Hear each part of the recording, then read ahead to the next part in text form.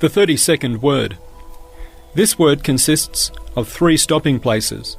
It is an addendum, explaining the 8th flash of the 22nd word, and is also a commentary on the first of the 55 tongues with which all the beings in the universe testify to divine unity. These tongues have been alluded to in my treatise called Katra, a droplet. It is one truth which has been clothed in the garment of comparison of many truths pertaining to the verse. لَوْ كَانَ فِيهِمَا آلِهَةٌ إِلَّا اللَّهُ لَفَسَدَتَا. Had there been in heaven or on earth any deities other than Allah, there surely would have been confusion in both. First stopping place. بسم الله الرحمن الرحيم. لو كان فيهما آلهة إلا الله لفسدتا. لا إله إلا الله وحده لا شريك له. له الملك وله الحمد يحيي ويميت. وهو حي لا يموت. بيده الخير. وهو على كل شيء قدير. وإليه المصير. In the name of Allah, the Merciful, the Compassionate. Had there been in heaven or on earth any deities other than Allah, there surely would have been confusion in both. There is no God but Allah. He is one. He has no partner. His is the dominion, and His is the praise. He grants life and deals death, and is living and dies not. All good is in His hand. He is powerful over all things, and with Him all things have their end. One night in Ramadan, I said that the above sentence affirming divine unity consists of 11 phrases, and that in each of them is a degree expressing that unity and some good news. But of those degrees, I discussed the meaning and significance of لا شريك له. He has no partner, and that was in the manner of an allegorical conversation and an imaginary debate that would be accessible to ordinary people. I am now writing down that conversation at the request and desire of my much valued brothers who assist me and my friends from the mosque. It is as follows. Let us suppose one person represents all those things set up as partners to Allah, that all the different varieties of idolaters imagine to exist. These idolaters are the people of unbelief and misguidance, who worship nature and causes, for example, and assign partners to Allah. The fictitious person wants to have mastery over one of the beings in the universe, and so claims to be its true owner. Firstly, that maker of false claims encountered a particle, which is the smallest of those beings, and he spoke to it in the language of naturalism and philosophy, saying that he was to be its master and true owner.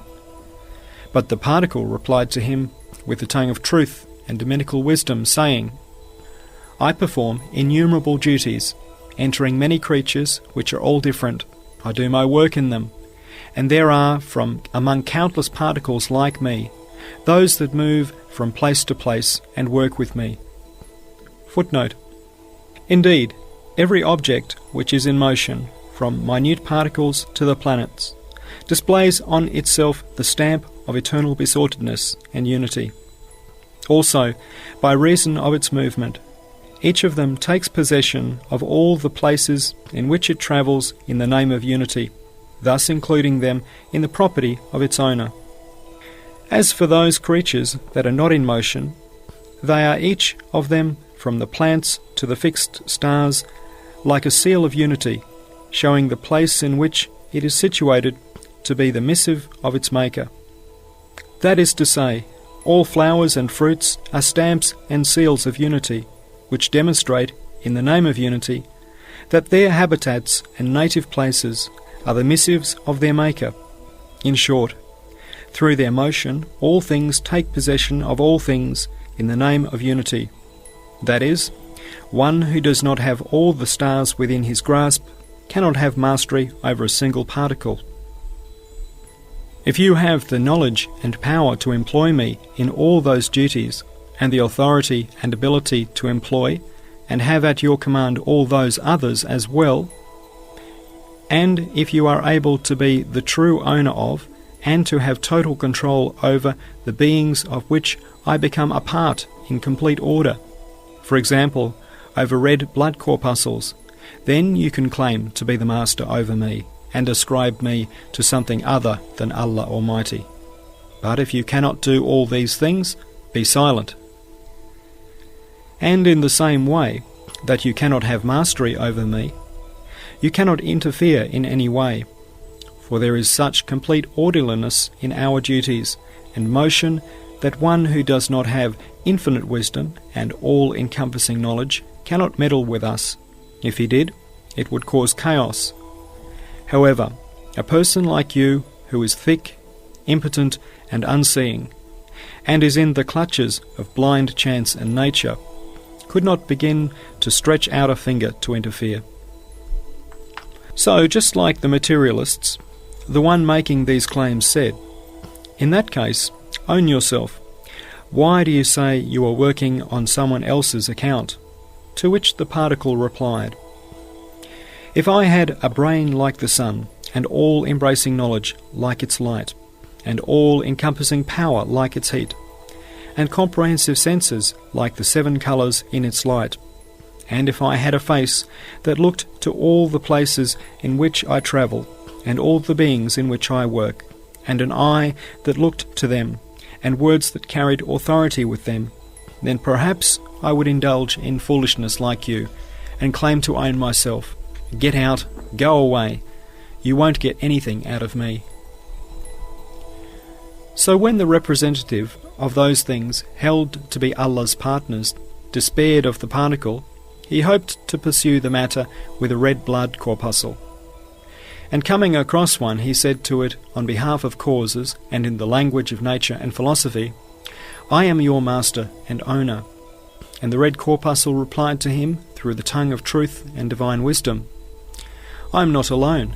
If you are able to own all my fellows in the army of blood who stamp nature as officials, and order is the same, and if you have subtle wisdom and mighty power enough to own all the cells in the body in which we travel, and are employed with perfect wisdom, and if you can demonstrate this to be the case, then perhaps some meaning might be found in your claim. But someone stupefied like yourself cannot be owner with your only support being death, nature, and blind force. Indeed, you are unable to interfere in so much as an atom, for the order with which we function is so perfect that only one who sees, hears, knows, and does everything can have authority over us, and saying, "So be silent. My duty is so important and the order so perfect that I have no time to answer garbled rubbish such as yours." It repelled him. Then, since he was unable to mislead it, the representative left and next came across the little house known as a cell of the body. He said to it in the language of philosophy and nature, "I could not persuade the particle and the red corpuscle, but perhaps you will be reasonable. Since you have been made of several substances, just like a minute house, I am able to make you. You will be my artifact and true property." The cell responded to him through the tongue of wisdom and truth, saying, "I am only a minute little thing, but I have very important duties and very sensitive relations. I am connected to the body as a whole, as well as to all its cells. For example, I perform complex and faultless duties in the veins, and in regard to the arteries, the sensory and motor nerves, the powers of attraction and repulsion and procreation, and the imaginative faculty. If you have the knowledge and power to form, arrange, and employ the whole body and all its blood vessels, nerves, and faculties, and if you have comprehensive wisdom and penetrating power with which to control all the body's cells, which are like me, as regards qualities and artistry, we are brothers, demonstrate it. Only then can you claim to be able to make me. If you cannot, then be off with you. The red corpuscles bring my food, while the white ones combat illnesses which attack me. I have work to do not distract me. Anyway, an impotent, lifeless, deaf and blind thing like you cannot in any way interfere with us, for we have such an exact, subtle and faultless order, that if the one who has authority over us was not absolutely wise, absolutely powerful, and absolutely knowing, our order would be broken and our regularity spoilt. Footnote: the all-wise Maker has created the human body as though it was a well-arranged city. A number of the blood vessels perform the duties of telephones and telegraphs, while others of them are like pipes from a fountain through which blood, which is the water of life, flows. As for blood, created within it are two sorts of corpuscles. One of them, known as red corpuscles, distributes nutrients to the cells of the body. It conveys sustenance to the cells according to divine law, like merchants and food officials. The other sort are white corpuscles, which are fewer in number than the former.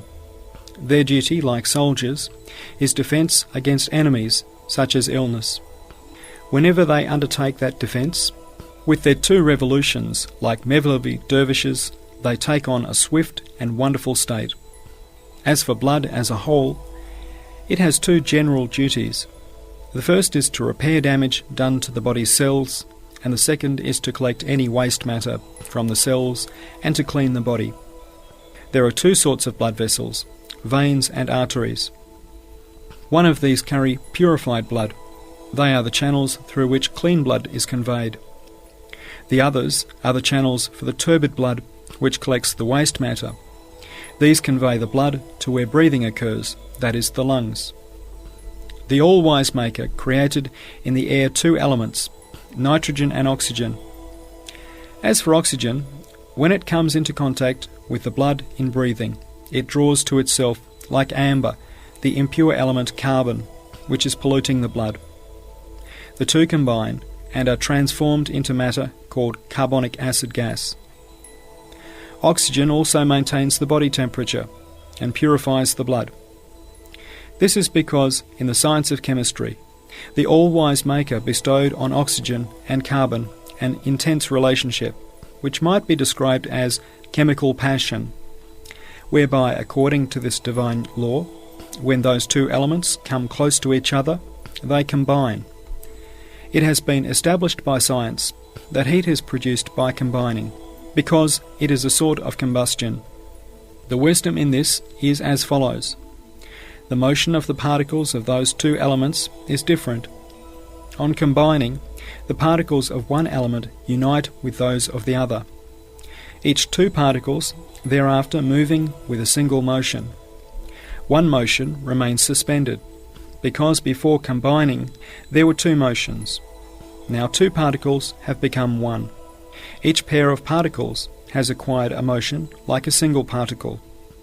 The other motion is transformed into heat according to the law of the all-wise Maker. As a matter of fact, motion produces heat is an established principle.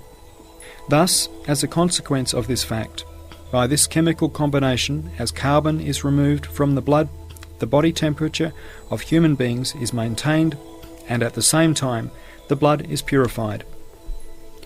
On inhaling, oxygen both cleanses the body's water of life and kindles the fire of life. On exhaling, it yields in the mouth the fruit of the words, which are miracles of divine power. فسبحان من تحير في صنعه الأكول.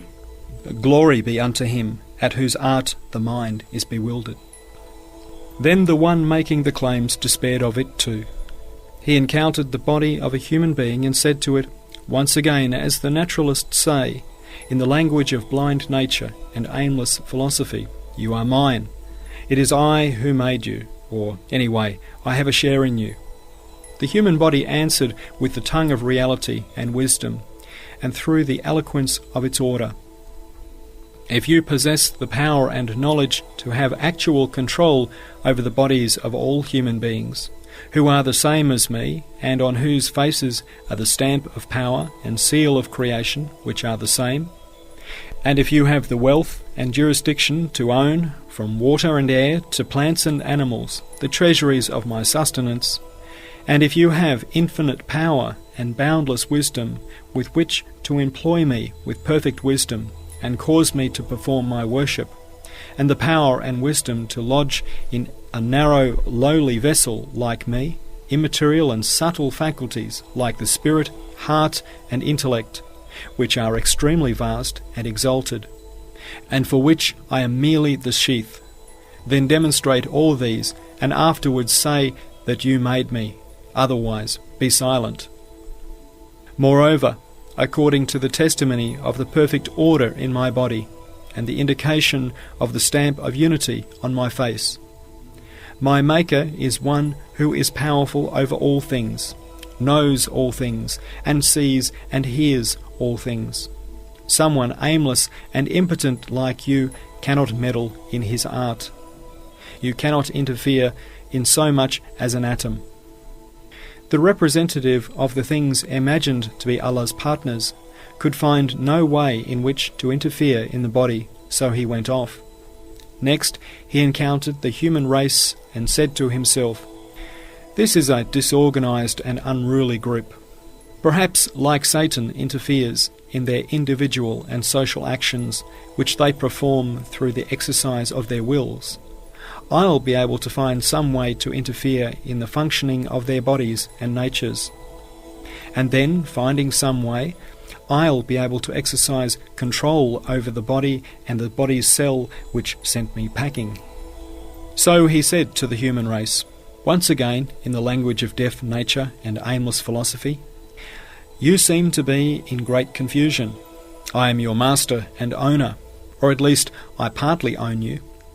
To which the human race answered through the tongue of truth and reality, wisdom and order, "If you possess the power and wisdom to make the shirt that clothes the whole globe of the earth, and is woven and sewn with perfect wisdom from the multicoloured threads of the hundreds of thousands of animal and plant species of which we are one, and to make the carpet which is spread over the face of the earth, and is woven from the hundreds of thousands of species of animate beings, and is created in an extremely fine and ornamented fashion, and to continuously renew and refurbish it, and if you possess comprehensive power and all-embracing wisdom, with which to have free disposal over the globe of the earth, of which we are the fruit, and over the universe, of which we are the seed, and to send us our vital necessities from all the regions of the cosmos with the balance of wisdom, and if you have the ability to create all those like us who have gone before us, and those who will come after us, on whose faces the stamp of power is the same, then perhaps you can claim to have mastery over me. But if you cannot, be silent. Do not say that, seeing confusion in my species, you will be able to interfere in some way, because the order is faultless. The conditions you imagine to be confused and disorderly are transcribed with perfect order according to the book of power and divine determining. For the perfect order in animals and plants, which are far inferior to us and are under our supervision, demonstrates that this seeming disorder is in us but a sort of writing.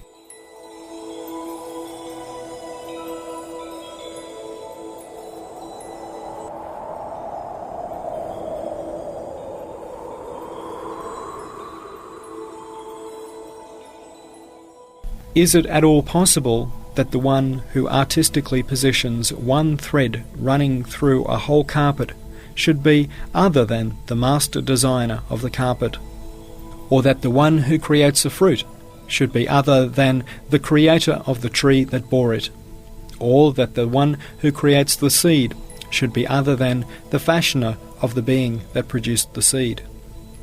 Also, your eyes are blind. You do not see the miracles of power on my face, the wonders of creation in my being. If you did see them, you would understand that my Maker is such that nothing at all can withstand him or be difficult for him. The stars are as easy for him as particles. He creates the spring with as much ease as a flower. Also, your eyes are blind. You do not see the miracles of power on my face, the wonders of creation in my being. If you did see them, you would understand that my Maker is such that nothing at all can withstand him or be difficult for him. The stars are as easy for him as particles. He creates the spring with as much ease as a flower.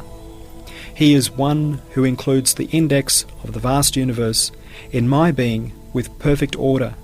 Could a lifeless, impotent, blind and deaf thing like you interfere in any way in the art of such a being? So be silent.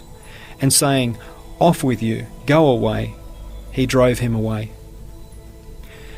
Next, the one making these claims went and addressed the broad carpet covering the face of the earth, and the lavishly decorated and embroidered shirt clothing it, on behalf of causes and in the language of nature and philosophy, claiming, "I can have control over you and be your owner, or at least have a share in you."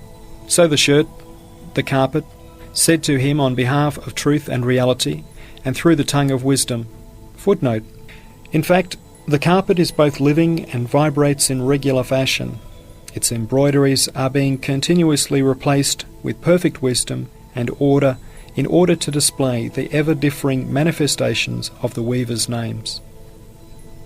If you have the power and art to weave and create all the well-ordered and purposeful shirts and carpets, whose embroideries are all different, which have clothed the earth to the number of years and centuries, then have been removed in an orderly fashion and strung on the line of past time, and will clothe the earth again, carpets and shirts whose programs and forms have been drawn and specified in the sphere of divine determining, and which will be attached to the ribbon of future time.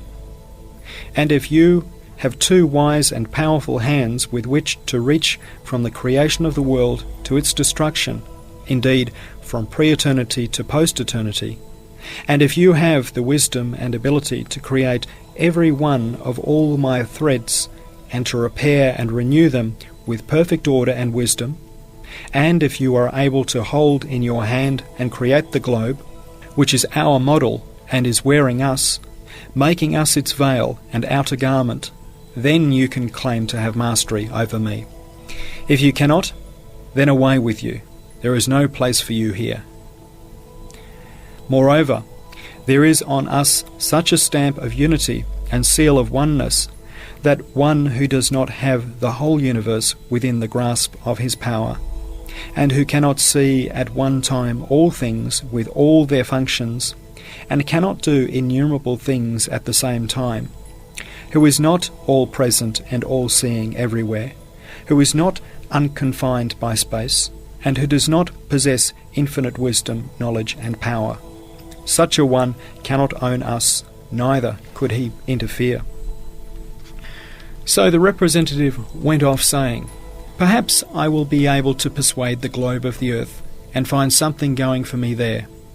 So he went and said to the globe, once again on behalf of causes and in the language of nature, "Since you travel in such an aimless manner, you demonstrate that you have no owner." Footnote: in short, the particle referred the claimer to the red corpuscle.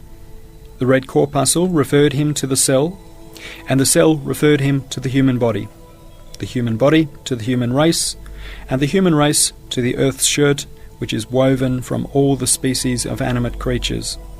The earth's shirt referred him to the globe of the earth, which in turn referred him to the sun, and the sun referred him to all the stars. Each one of them said, "Go away.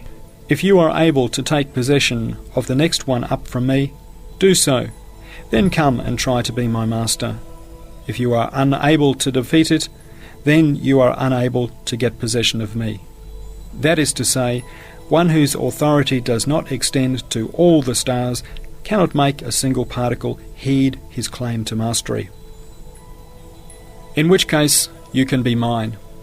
To which the earth replied in a thunderous voice, "In the name of truth and with the tongue of reality, do not talk such utter nonsense. How could I be just aimless and without an owner? Have you found my garments or even the tiniest point or thread in them to be in disarray, without order? And have you seen them to be without wisdom, purpose, and art, that you tell me I am ownerless and aimless? If you can really own my vast orbit round which I travel in 1 year, a distance that should take approximately 25,000 years, where I perform my duty of service with perfect balance and wisdom, and own the 10 planets, which are my brothers, and charged with duties like myself, together with the space through which they travel. And if you have infinite wisdom and power with which to create and position the sun, which is our leader, and to which we are bound and attached by a compassionate attraction, and to fasten me and the other planets to it like stones in a sling, and to employ us and cause us to revolve with perfect order and wisdom, then you can claim to have mastery over me. Footnote: if half the diameter of a circle is approximately 180 million kilometres, the circle covers approximately a 25,000 year distance. But if you cannot, get out. Go to hell. I've got work to do, my duty to perform.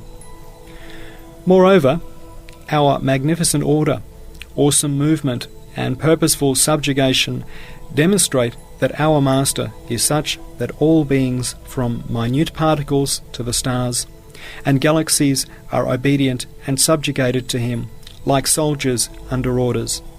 He is an all-wise possessor of glory, a possessor of absolute sovereignty, who will raise the sun with planets as easily as he arrays and ornaments a tree with its fruit. Since the claimer could find nothing for himself on the earth, he went off and said to himself about the sun, "This is a huge, great thing.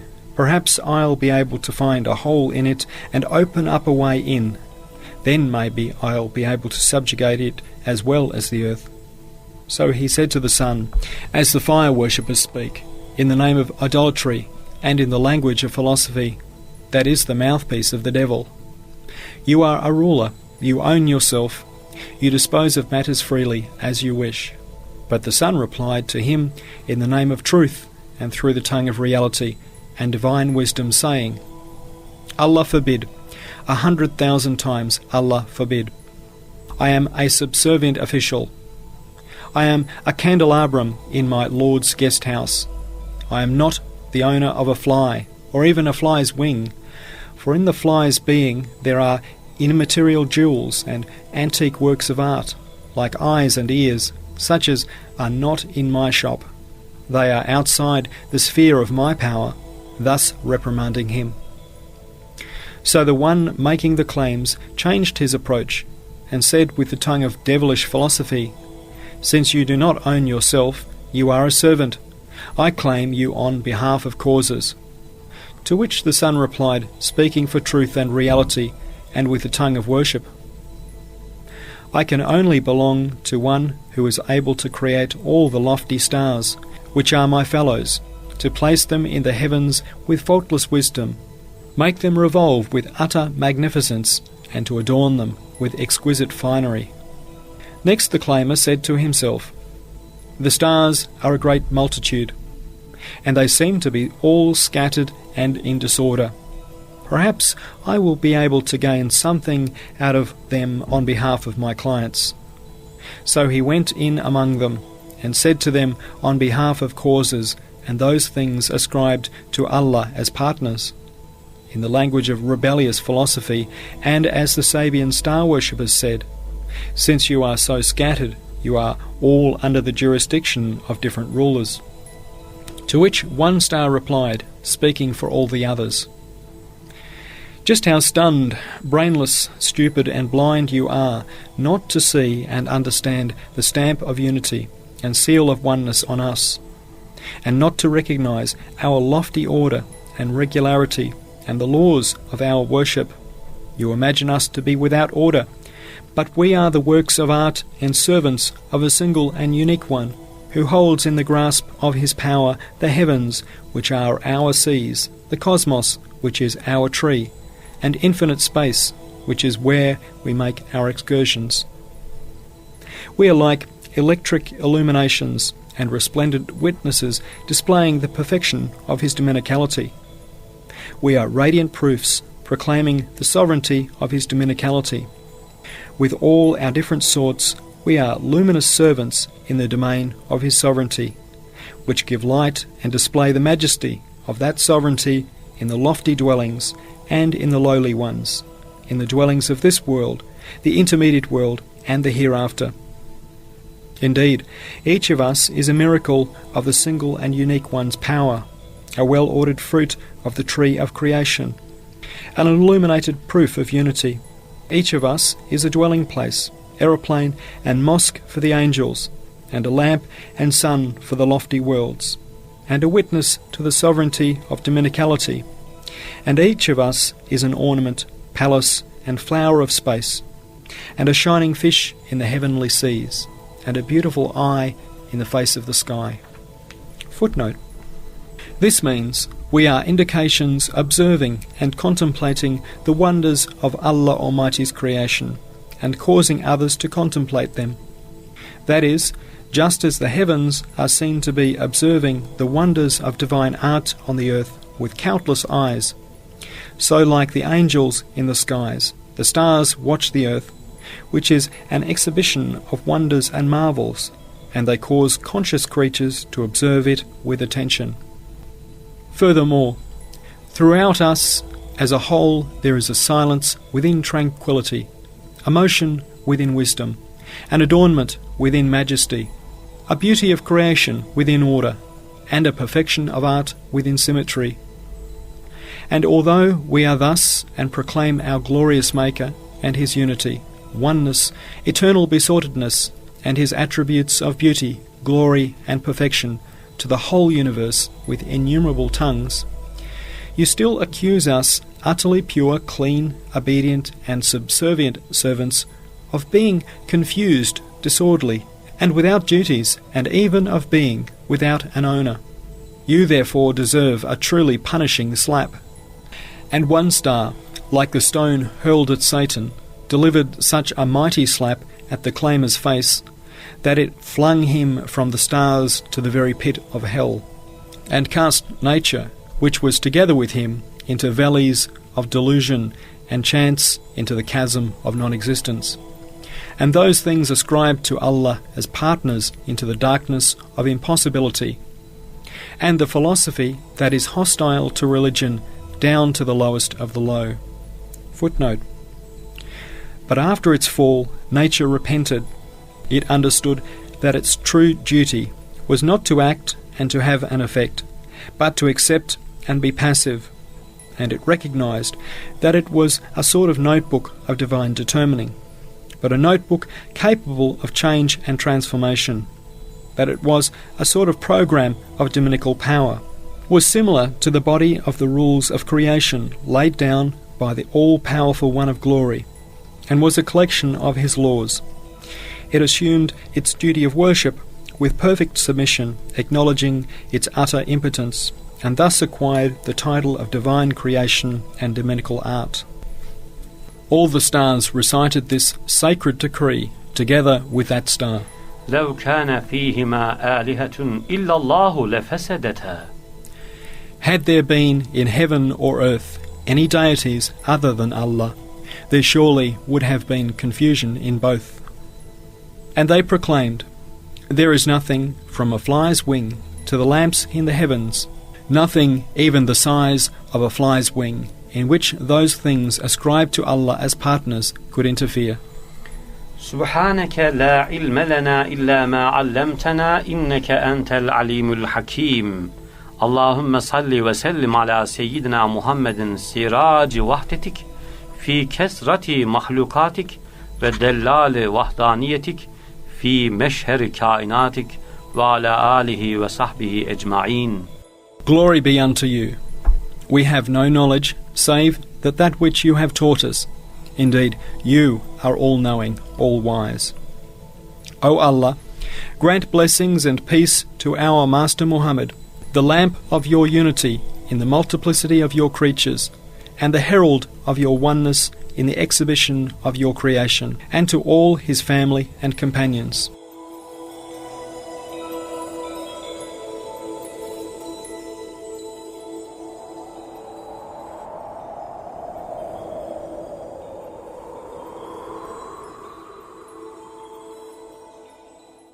Bismillahirrahmanirrahim. Fanzur ila asar rahmetillahi keyfe yuhyil arda ba'de mevtiha. In the name of Allah, the Merciful, the Compassionate. Look then to the signs of Allah's mercy, how He restores to life the earth after its death.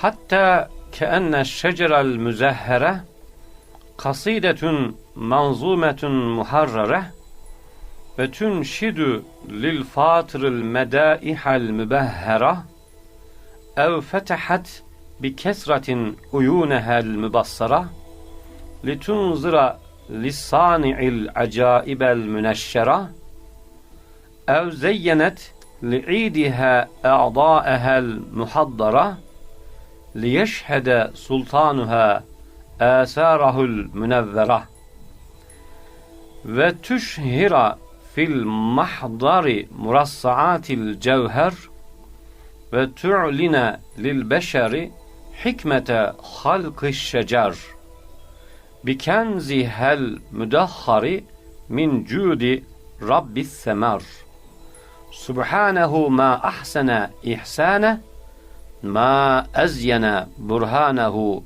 ma ebyene tibyane. The following section alludes to one flower from the pre-eternal garden of the above verse. It is as if all the blossoming trees are beautifully composed odes speaking poetically through the tongue of disposition, reciting the manifest praises of the glorious Creator. Or it is as if all the blossoming trees have opened thousands of gazing eyes and caused thousands of others to open in order to behold, not with one or two eyes, but with thousands, the glorious fashioners' wonders of art which are being broadcast and exhibited, and so that attentive people will gaze on them too.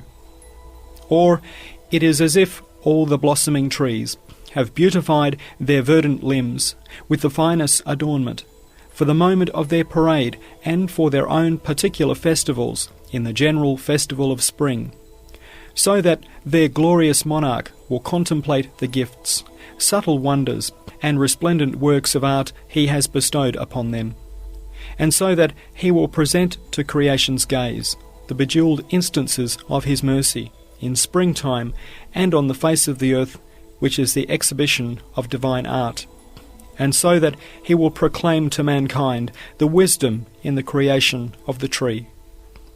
He demonstrates the perfection of divine power through showing what important treasure hangs on their delicate branches and what significant wealth there is in the fruits of his merciful bounties.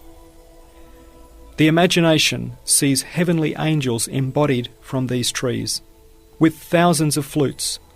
From these flutes the consciousness hears the praises of the ever-living one. Their leaves have tongues, each reciting the word, "It is He, it is He." Meaning, O ever-living one, O ever-living one. Since all things chant in unison, there is no God but He. And they are seeking truth. From beginning to end they recite, O ever-living one. They are chanting in unison, O Allah. وَنَزَّلْنَا مِنَ السَّمَاءِ مَاءً مُبَارَكًا. And we send down from the skies water rich in blessings. Footnote: in the original text, this section is in Arabic, together with the author's Turkish rendering, which is the source of the translation here. The lines at the end are in Persian. A short addendum to the first stopping place. Listen to the verse.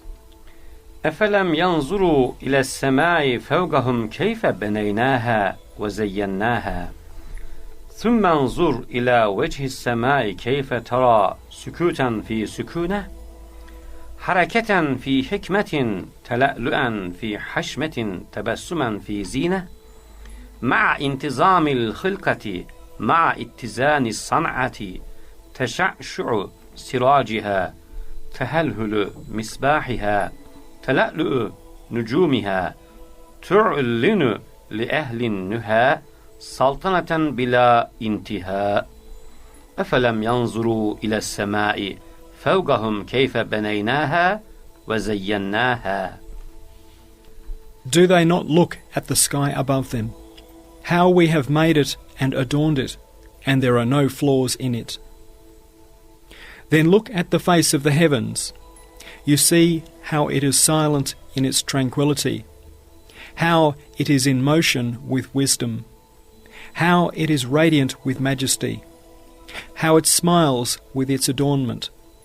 An unending and infinite sovereignty is proclaimed to those who think by the order in its creation, by the symmetry in its art, by its shining lamps, its brilliant lanterns, its glittering stars. Do they not look at the sky above them, how we have made it and adorned it, and there are no flaws in it? The following explains the above passage. ثم انظر إلى وجه السماء كيف ترى سكوتا في سكونه. Then look at the face of the heavens, etc., which in turn is an explanation of the verse quoted. Firstly, the phrase, how it is silent in its tranquillity. The verse directs an attentive gaze to the beautifully adorned face of the heavens, so that the one beholding it may become aware of the silence there, which is within a vast tranquillity, and so that he may understand that it is thus through the command and subjugation of one possessing absolute power. For if they had been independent and unrestrained, those huge globes, all in close proximity to each other, those infinite, awesome, heavenly bodies, would have caused such an uproar with their enormously swift revolutions, that they would have deafened the cosmos, and there would have been such confusion in that tumultuous commotion, that it would have scattered the universe.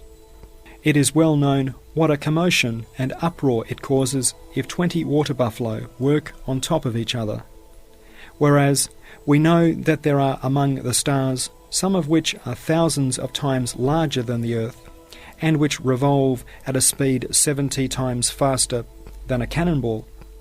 So the degree of power and subjugation of the glorious Maker and all-powerful One of perfection may be understood from this, together with the degree of obedience and submission to Him of the stars. Secondly, the phrase, حركة في حكمة. How it is in motion with wisdom. The verse commands us to look at the motion on the face of the heavens, which is with wisdom and purpose. Indeed, that mighty, wondrous motion occurs within a precise and comprehensive wisdom. For example, a craftsman who operates a factory's machinery with wisdom and purpose demonstrates the degree of his skill and craftsmanship in the proportion to the order and grandeur of the factory. Similarly, when we look at it in this way, the degree of power and wisdom of the all-powerful One of glory becomes apparent to us through His making the mighty sun as a factory, and its planets, those awesome immense globes, like the factory's machinery, and His spinning and revolving them like stones in a sling. Thirdly, تلألؤا في حشمة تبسما في زينة. How it is radiant with majesty, how it smiles with its adornment. It has this meaning: the radiant majesty and smiling adornment on the face of the heavens are such that they demonstrate the sublimity of the glorious Maker's sovereignty and exquisiteness of His artistry, as the myriad electric lamps hung about on festival days demonstrate the degrees of the King's majesty and achievement in material progress.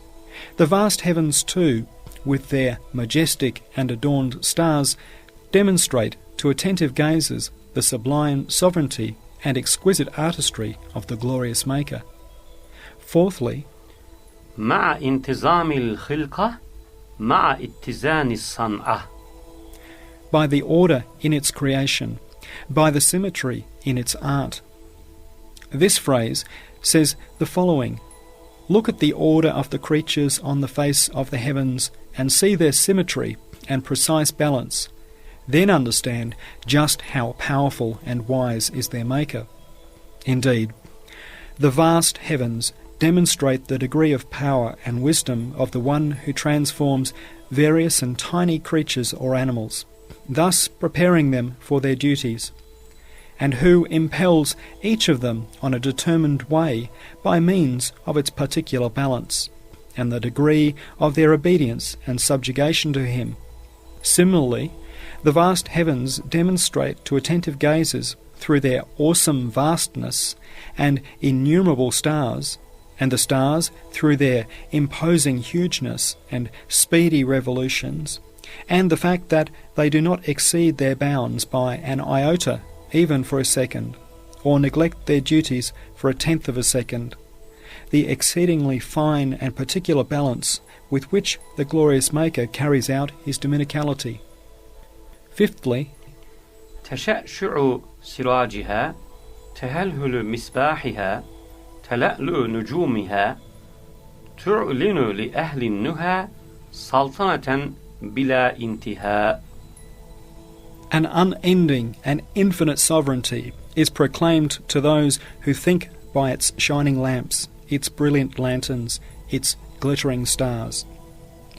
This phrase states clearly what is alluded to in the above verse and in many similar to it, which mention the subjugation of the sun, moon, and the stars. That is to say, to attach the heat and light-giving lamp of the sun to the embellished ceiling of the skies, and to make it the inkpot for writing the missives of the eternally besought one in lines of day and night on the pages of summer and winter, and to make the moon like the hour hands which shines on the large clocks on minarets and towers, an hour hand of time's mighty clock on the dome of the heavens, and to make it move through its mansions with precise balance and perfect measure in the form of many varying crescents, so that it leaves one crescent one night and then later returns to collect it, and to adorn the beautiful face of the sky with the stars that twinkle and smile in the dome of the heavens. All these are signs for an unlimited sovereignty of sustaining dominicality. They are indications of a majestic divinity which makes itself known to conscious creatures. They invite those who think to believe and to affirm divine unity. Look upon the coloured page of the book of the universe. See what forms the golden pen of power has traced. No dark point remains for the gaze of the heart's eye. It is as if Allah has inscribed his signs with light. Look, what a miracle of wisdom is the amazing universe. Look, what a wondrous spectacle is the vastness of space. Then listen to the stars, listen to their harmonious address. See what wisdom has emblazoned on the decree of its light. Altogether they start to speak with the tongue of truth. They address the majesty of the all-powerful, all-glorious one's sovereignty.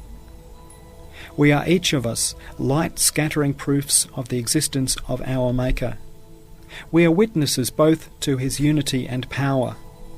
We are subtle miracles, gilding the face of the skies for the angels to gaze upon. We are the innumerable attentive eyes of the heavens, which watch the earth, which study paradise.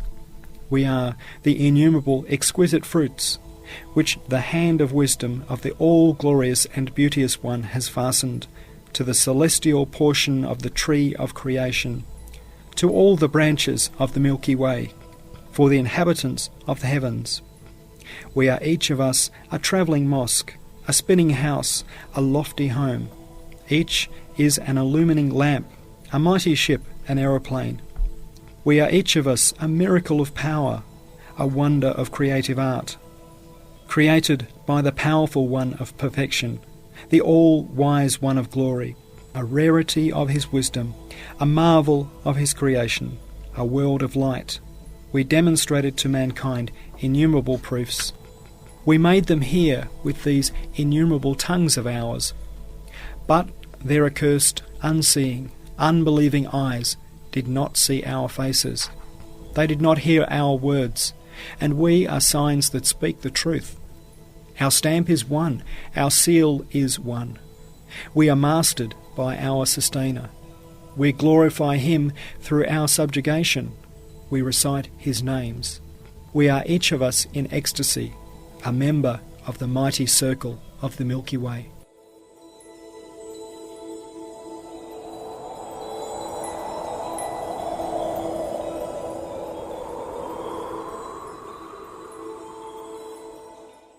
Second stopping place.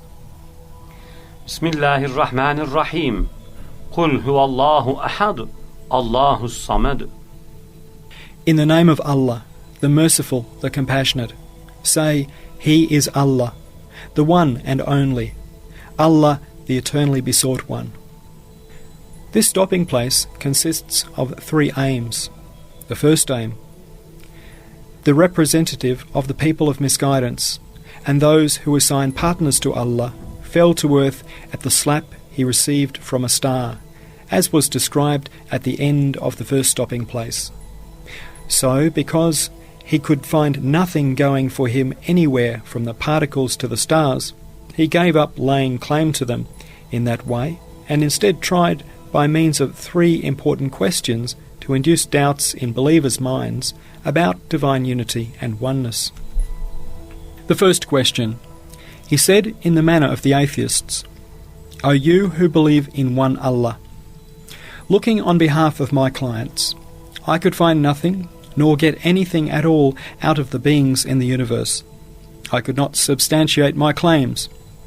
But then, how do you prove the existence of one who is single and unique and possesses infinite power? Why do you not think it possible for others to interfere and to share in his power? The answer. It is decisively proved in the 22nd word that every creature, every particle, every star is an illuminating argument for the necessarily existent and absolutely powerful one. Every link in the chains of beings in the universe is a clear evidence for his unity. The all-wise Quran proves this with its innumerable proofs, and mentions most frequently those proofs that are clearest in the view of people generally. For example, وَلَئِنْ سَأَلْتَهُمْ مَنْ خَلَقَ السَّمَاوَاتِ وَالْأَرْضَ لَيَقُولُنَّ اللَّهُ وَمِنْ آيَاتِهِ خَلْقُ السَّمَاوَاتِ وَالْأَرْضِ وَاخْتِلَافُ أَلْسِنَتِكُمْ وَأَلْوَانِكُمْ. If you ask them, who is it that created the heavens and the earth? They will certainly say, Allah. And among his signs is the creation of the heavens and the earth, and the variations in your languages and colours. With these, and many verses like them, the all-wise Quran presents the creation of the heavens and the earth as self-evident proofs of divine unity. And so, whether they like it or not, because of the way the heavens and earth have been created, anyone who is conscious and intelligent will be compelled to affirm the glorious Creator. As the Quran says, لَيَقُولُنَّ اللَّهُ. They will certainly say Allah.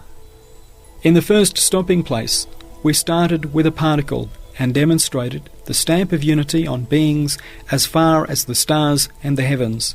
With verses like these, the Quran repels the ascribing of partners to Allah from the stars and heavens down to particles. It indicates this in the following way. The possessor of absolute power, who creates the heavens and earth with such order and balance, of course creates the solar system, which is a region of it. The solar system is self-evidently within his controlling and directing grasp. Since that absolutely powerful one holds the sun and its planets within his grasp and orders, subjugates and directs them, certainly the earth, which is a member of the solar system and is tied to the sun, is also within his regulating and controlling grasp. Since this is so, the beings which are created and inscribed on the face of the earth, alike its aims and fruits, are also within his sustaining and perfecting grasp. And since all the creatures spread and scattered over the earth, which gild and adorn its face, are continuously renewed, coming and going, filling the earth and being emptied from it, They are all of them within the grasp of his knowledge and power.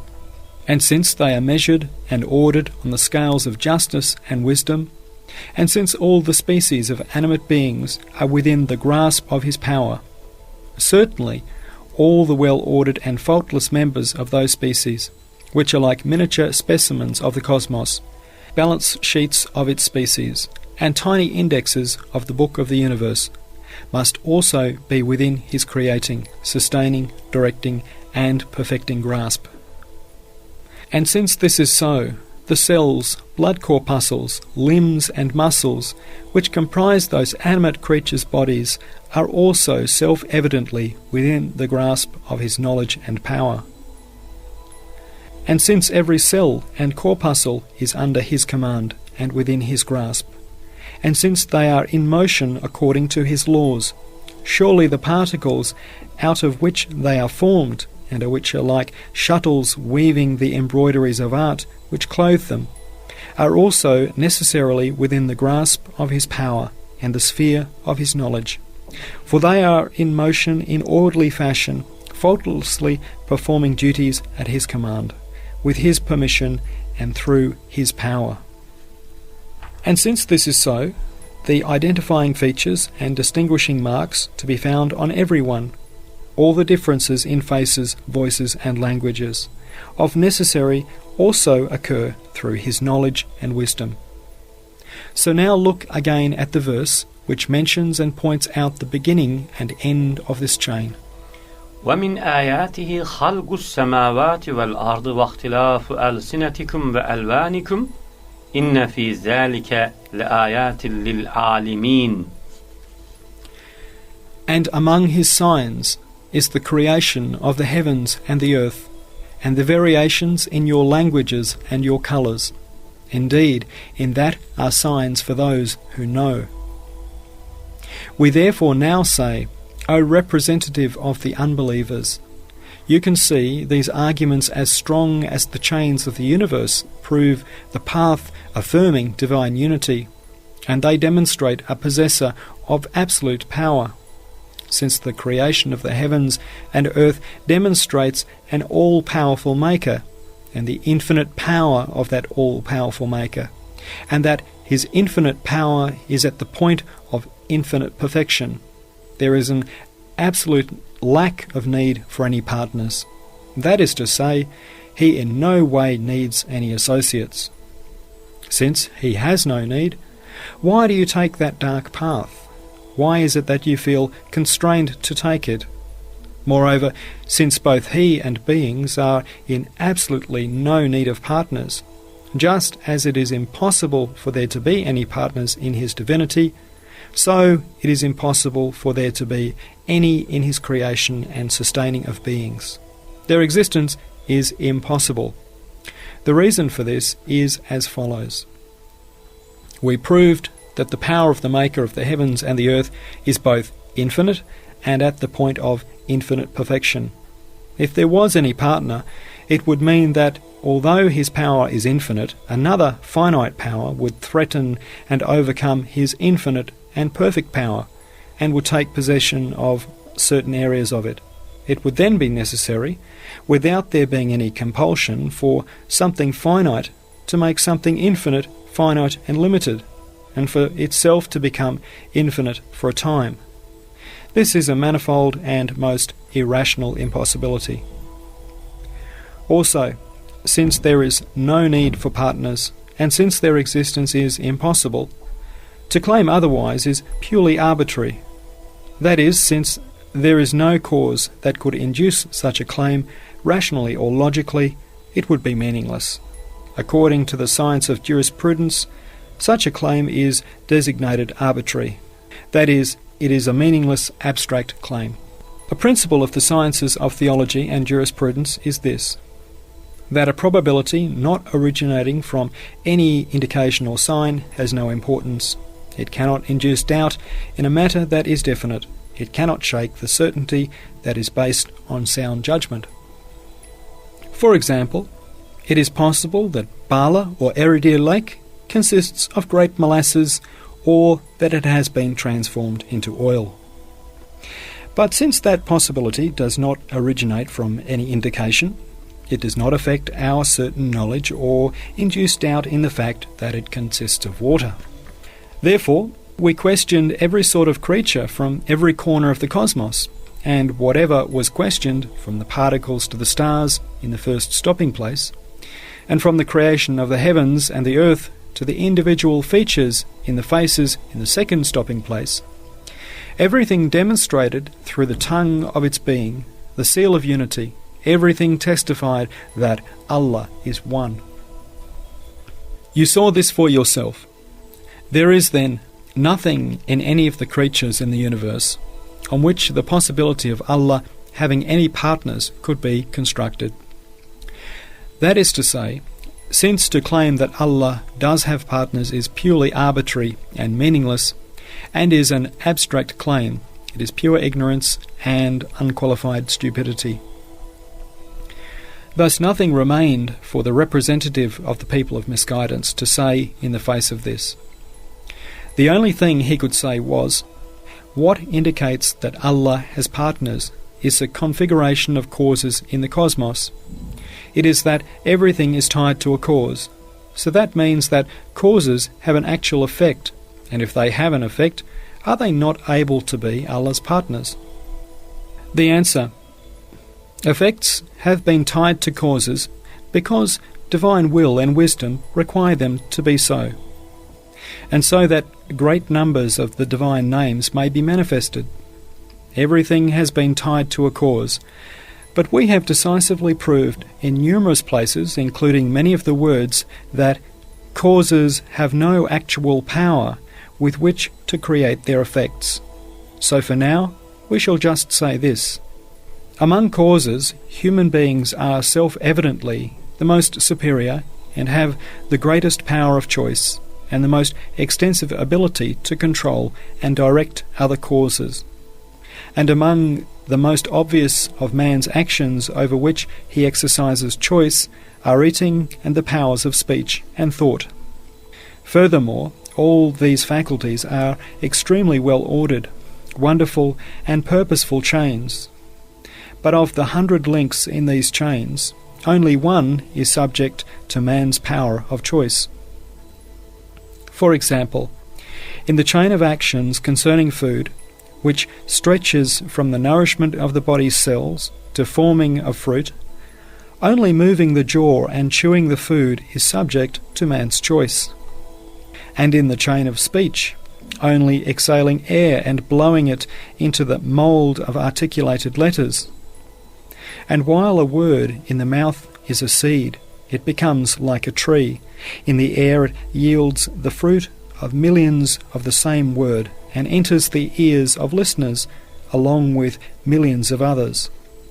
Man's imagination can barely reach this metaphorical shoot, so how should the short arm of choice reach it?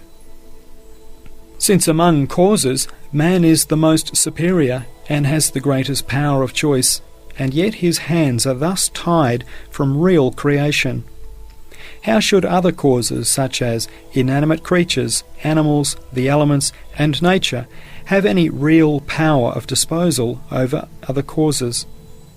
Each of those causes is only a container, a cover for the dominical works, a tray-bearer for the gifts of the compassionate one. Of course, the receptacle for a king's gift, or the handkerchief in which it is wrapped, or the individual who brings the gift, which is placed in his hand, can in no way be partners in the king's sovereignty. Anyone who supposes that they are partners is imagining nonsensical absurdities.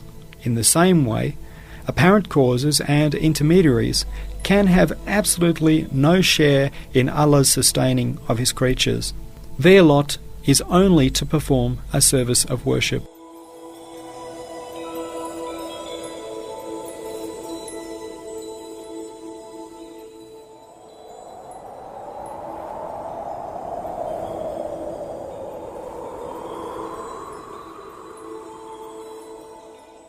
The second aim, the representative of those who ascribe partners to Allah, could in no respect prove that way. And so, although despairing, since he wanted to destroy the way of those who affirm divine unity, he tried to sow doubts in their minds by asking the following question. The second question. O you who affirm divine unity, you say, قُلْ هُوَ اللَّهُ أَحَدٌ اللَّهُ الصَّمَدُ. He is Allah, the one and only, Allah, the eternally besought one.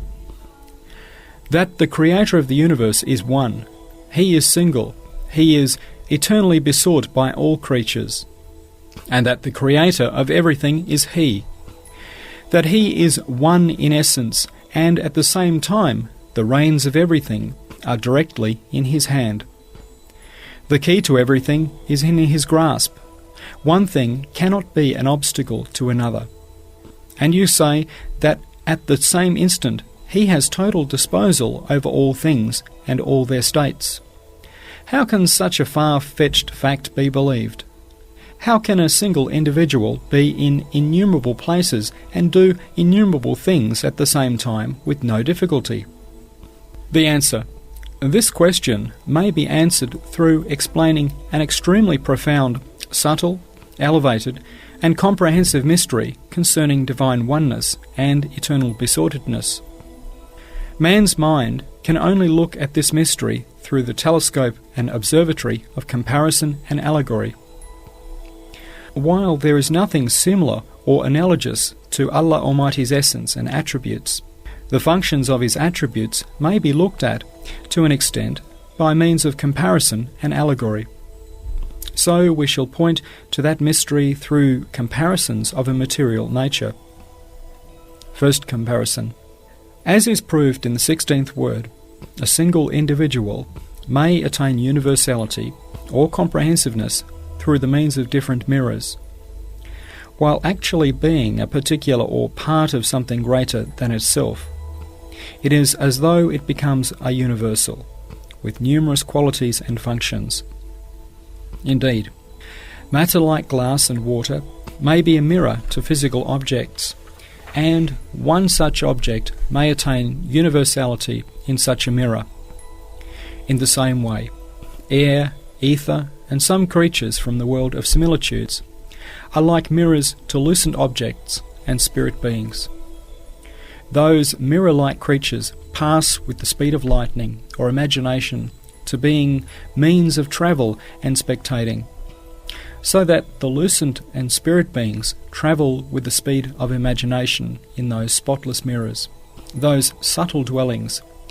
In the space of a single instant, the spirit beings can enter thousands of places, and because they are lucent, and because their reflections are the same as them and possess their qualities, they are as though present in person in every mirror, everywhere, as is contrary to the case with physical beings.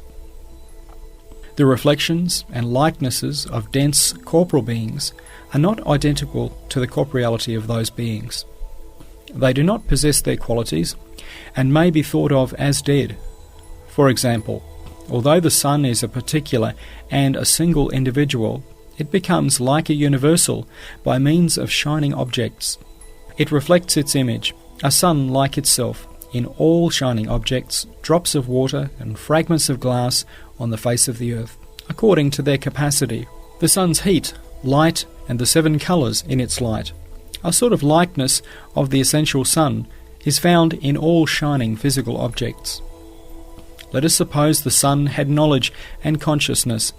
Then every mirror would be like a sort of dwelling place, or a seat or chair for it. It would be in contact with everything in person. It would be able to communicate with all conscious creatures by means of mirrors, with the pupil of every eye even, each of which would be like a telephone. One thing would not be an obstacle to another. Communicating with one thing would not be a barrier to communicating with another. While being present everywhere, it would be present nowhere. If the sun, which is like a material, partial and inanimate mirror to only the divine name of light out of innumerable names, can therefore display universal activity in an unlimited number of places while being a single individual, Should the all-glorious one, with the oneness of his essence, be unable to perform innumerable actions at the same time? Second comparison. Since the cosmos is like a tree, all trees may be likened to the truths of the universe. So we shall take the mighty and majestic plane tree facing this room as a miniature example of the universe and demonstrate with it the manifestation of divine oneness in the universe. This tree has at least 10,000 fruits, and each fruit has at least 100 winged seeds. At one instant of time, the 10,000 fruits and million seeds display altogether one art and creativity, while the centre of the laws of the tree's formation is present in its roots and trunk. Through a manifestation of divine will and condensing of the dominical command, which may be described as particular, individuated, and a knot of life, it is also present at the ends of all its branches, within every fruit and every seed. No part of any member of the tree is lacking the laws. They are not obstacles to one another. The tree is formed through them. And that single manifestation of will and law issuing from a command are not transmitted and radiated like light, heat, and air. For they leave no trace, nor may any hint of them be perceived in the long distances and various beings between the places they go. If their being present in all the fruits and seeds had occurred through being transmitted and radiated, some trace or hint of them would be perceived. Rather, they are present in all those places without being fragmented or radiated. The universal and general actions are not incompatible with his oneness and individuality. It may even be said that while the manifestation of will and the law and life source are present in all places, they are present in none of them. It is as if the law has many eyes and ears as there are fruits and seeds of the majestic tree. Yes, each part of the tree is like a centre of the senses of the law, so that their long intermediaries are not a veil and do not form a barrier, but like telephone wires are a means of facilitating and bringing things closer. The farthest is like the nearest. Since, as is clear from observation, through a single partial manifestation of an attribute of the single and eternally besought one, like will, millions of events occur in millions of places without intermediary, one has to be certain, completely certain, that the all-glorious one can have total disposal over the tree of the universe, together with all its parts and particles, through the manifestation of his power and will. As is proved and explained in the 16th word, while being in one place and being particulars identifiable as single, through the mystery of luminosity, impotent and subjugated creatures like the sun, and semi-luminous creatures like spirit beings, which are restricted by matter, and the laws issuing from a command, and the manifestations of will, which are the life source and centre of direction of this plane tree, which in turn are like its light and spirit, are clearly present in numerous places and in numerous events. While being particulars restricted by matter, it is as though they acquire an absolute universality, and through the exercise of will, in the space of 1 second, may demonstrably perform a great number of works. You see for yourself, and you will not be able to deny it. The single and most pure and holy essence, whose attributes are all-comprehending and functions universal, is far beyond and exalted above matter, and is utterly remote and free from any restriction and the darkness of density. All these lights and luminous beings are but obscure shadows of his sacred names, and all existence and life and the world of spirits, the intermediate realm and the world of similitudes, semi-transparent mirrors reflecting his beauty. What being can be hidden in the face of his oneness, which is within the manifestation of his attributes and actions, which in turn are evident through his universal will, absolute power, and all-embracing knowledge? What matter can be difficult for him, What place can be concealed from him? What object can remain distant from him? What individual can draw close to him without acquiring universality? Can anything at all be hidden from him? Can any matter at all be an obstacle to another? Can any place at all be empty of his presence? Ibn al-Abbas, may Allah be pleased with him, said, "In all beings there are an immaterial eye that sees. In all beings there are an immaterial eye that sees, and ear that hears. Is this not so? Are the chains of beings not each like a wire or vein for the swift conveyance of his commands and laws? Are obstacles and difficulties not means and intermediaries in his disposal of beings? Are causes and intermediaries not merely an apparent veil? While he is present nowhere, is he not present everywhere? Does he have any need to be located in a place or situation? Can the veils of distance, smallness, and degrees of existence be obstacles to his proximity, power of disposal and witnessing? Moreover, could the qualities pertaining to material, contingent, dense, numerous, restricted, and limited beings, and the states of change, transformation, division, and occupying space, which are their particular and confined necessary consequences, in any way touch the most pure and holy essence, who is far beyond matter, is necessarily existent, the light of lights, and is single, one, and free from any restriction or limitation, and exalted above, and pure of any fault or deficiency? Could impotence in any way be fitting for him? Could any defect approach the skirt of his splendour and glory? Conclusion of the second aim. Once when I was reflecting on divine oneness, I looked at the fruits on the plane tree outside my room. A chain of thought came to me as inspiration, and I write it here in Arabic exactly as it came to me. Footnote. In the original text, the author follows the section in Arabic with a Turkish rendering of which is the basis of the translation here.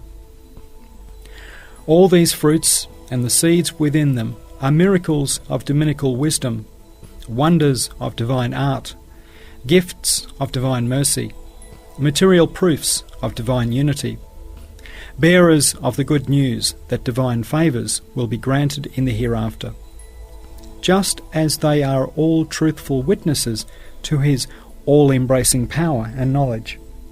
Each of them is a mirror confirming his unity in all the corners of the world of multiplicity, and in all the parts of the world of this tree, a world that has become multiple. They turn the gaze from multiplicity to unity. Each of them says through the tongue of its being, "Do not let your glance wander over all this mighty spreading tree, lest you become distracted. For the whole tree is within us. Its multiplicity is contained within our unity." Even just as every seed, which is like the heart of the fruit, is a physical mirror confirming divine unity, so it mentions and recites in the silent prayer of its heart the divine names the mighty tree recites in its audible prayer. Furthermore, just as the fruits and seeds are mirrors professing divine unity, so they are the visible signs of divine determining and embodied tokens of divine power. Through these words, divine determining and power intimate the following. The many branches and twigs of this tree appeared from a single seed, and demonstrate the unity of the tree's artist in creating it and giving it form. Then, after growing and spreading its branches, it gathered together all its truths in a single fruit. It encapsulated its entire meaning in a single seed, thereby demonstrating the wisdom in the glorious Creator's creation and planning. Similarly, the tree of the universe takes its existence from a source of unity and is sustained by it. And man, the fruit of the universe, demonstrates unity within this multiplicity of beings, while with the eye of faith his heart sees the mystery of unity within multiplicity. Moreover, the fruits and seeds are illusions of dominical wisdom. Wisdom says the following with them to those who are aware. The comprehensive regard towards this tree and its planning look with their comprehensiveness and universality to a single fruit.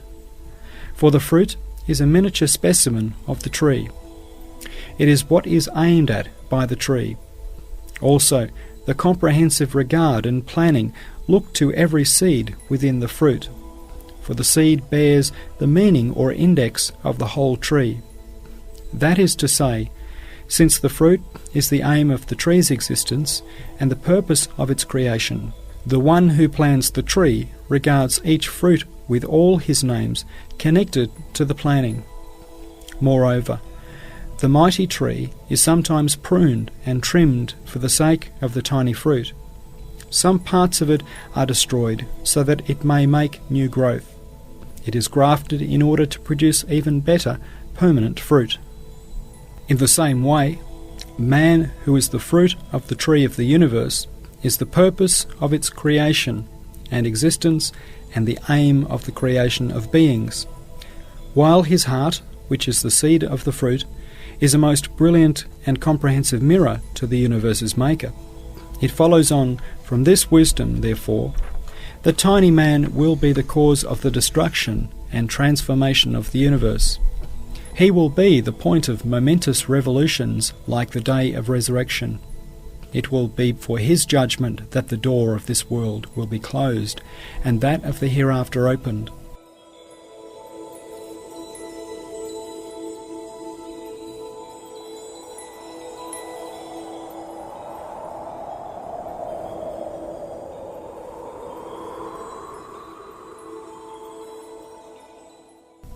Since we have arrived at a discussion of resurrection, it is appropriate to explain one point concerning its reality, which demonstrates the clarity and strength with which the Quran of miraculous exposition illuminates and proves resurrection. The result yielded by this sequence of thought shows that if it is necessary for man's judgment and his gaining eternal happiness, the whole universe will be destroyed, and that a power capable of destroying and transforming the universe shows itself and exists. But resurrection has many degrees. It is obligatory to believe in some of them. They must be acknowledged, whereas others become apparent according to levels in spiritual and intellectual development, and for these knowledge pertaining to both are necessary. In order to present cogent and strong proofs for the simplest and easiest level, the all-wise Quran points out a power capable of opening up a truly vast realm of resurrection. The degree of resurrection in which it is necessary for all to believe is this. After human beings die, their spirits depart for another realm, and their bodies rot except for a minute cell from the base of the spine, which will act as a seed. It remains intact, and on the day of resurrection, Allah Almighty will create the human body out of it and return its spirit to it. This degree is so simple then, it may be seen every spring through millions of examples. Sometimes, in order to prove this degree, the verses of the Quran point out the unlimited activity of a power capable of raising to life all particles, and sometimes the traces of a power and wisdom capable of sending all creatures to extinction, and then recalling them. Then they point to the activities and traces of a power and wisdom able to scatter the stars and shatter the heavens, and sometimes to the activity and manifestations of a power and wisdom. Sometimes, in order to prove this degree, the verses of the Quran point out the unlimited activity of a power capable of raising to life all particles, and sometimes the traces of a power and wisdom capable of sending all creatures to extinction and then recalling them. Then they point to the activity and traces of a power and wisdom able to scatter the stars and shatter the heavens, and sometimes to the activity and manifestations of a power and wisdom capable of causing all animate creatures to die and then raising them to life again, all at once at a single trumpet blast. Sometimes the verses demonstrate the manifestations of a power and wisdom that will raise to life the face of the earth and animate creatures all separately. And sometimes they demonstrate the traces of a power and wisdom that, lopping off its mountains, will cause the globe of the earth to disintegrate completely, and then restoring it will transform it into an even more excellent form. That is to say, apart from the day of resurrection, in which it is obligatory for everyone to believe and to acknowledge, with that power and wisdom, Allah Almighty can create numerous other degrees and resurrections. And what is more, dominical wisdom requires that besides certainly bringing about mankind's resurrection, he shall bring about all those other degrees or create certain other important matters. A question. You say you make much use of analogies in the form of comparisons or parables in the words, whereas, according to the science of logic, this form of analogy does not afford certainty. A logical proof is required for matters of certain knowledge. Analogy in the form of comparison and parable is utilized by scholars of canon law in matters in which the prevailing opinion is sufficient. Also, you present comparisons in the form of certain stories. The stories are imaginary and cannot be true. Is this not contrary to reality? The answer. It has often been stated in the science of logic that analogies in the form of comparisons and parables do not afford certain knowledge. However, there is a certain type of this form of analogy that forms a proof more powerful than those proofs consisting of certain knowledge used in logic. Also, it is more certain than that sort of deduction. This type of analogy is as follows. It demonstrates the tip of a universal truth by means of a partial comparison and constructs its judgment on that truth. It demonstrates the truth's law in a particular matter so that the vast truth may be known and particular matters may be ascribed to it. For example, although the sun is a single being, by means of luminosity it is present in every shining object. A law of a truth is demonstrated by means of this comparison, which states that light and luminosity cannot be restricted. For them, distance and proximity are the same. Many and few are equal, and space cannot conquer them. This is another example. A tree's fruits and leaves are all shaped and formed at the same time, in the same fashion, easily and perfectly, in a single centre and through a law issuing from a command. This is a comparison or parable demonstrating the tip of a mighty truth and universal law. It proves the truth and the truth's law in a truly decisive form, so that, like the tree, the mighty universe displays and is the field of operation of that law of truth and mystery of divine oneness. Thus the analogies, comparisons and parables employed in all the worlds are in this form and are more powerful and afford more certainty than the categorical proofs of logic. Answer to the second part of the question. It is a well-known fact that in the art of comparison, when the true meaning of a word or phrase is used solely as the means to perceive another meaning, it is called an elusive expression. The essential meaning of a phrase defined as elusive is not the means of either truth or falsehood. It is its elusive meaning that is such. If the elusive meaning is correct, then the phrase is true. Even if its essential meaning is false, it does not damage its veracity. If the elusive meaning is not correct while its essential meaning is, then the phrase is false. For example, so-and-so's salvation is of great length. That is, his sword belt is very long. This phrase alludes to the man's tall stature. If he was tall but did not have a sword and a belt, the phrase would still be correct and true. If he was not tall, but had a long sword and belt, then the phrase would be false, since it is not its essential meaning that is intended. So the stories or parables in the words, like for example those in the 10th and 22nd words, are sorts of illusions. The truths at the end of the stories are extremely correct, extremely true, and conformable to reality. They are the elusive meanings of the stories. Their essential meanings are comparisons that bring distant objects close like a telescope, and however they may be, it does not damage their veracity and truthfulness. Moreover, all those stories are comparisons or parables, purely to enable people in general to understand. What is properly communicated without words, it is put into words, and immaterial and abstract matters are represented in material form. Third aim. After receiving this decisive and convincing answer to his second question, footnote, that is the question at the beginning of the second aim, not the small questions at the end of the conclusion. The representative of all the people of misguidance was reduced to silence, but then asked the following third question. Phrases in the Quran like Ahsanul Khaliqin Arhamur Rahimin, the best of creators and the most compassionate of the compassionate, suggest that there are other creators and compassionate ones. And you also say the creator of all the worlds possesses endless perfections.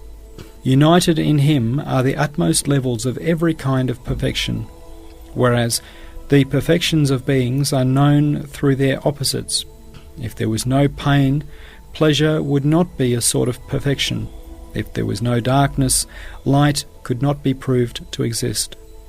If there was no separation, there would be no pleasure in union, and so on, would there? The answer. We shall answer the first part of the question in 5 indications. First indication. From beginning to end, the Quran demonstrates divine unity. This is a clear indication that those sort of phrases in the Quran are not as you understand them.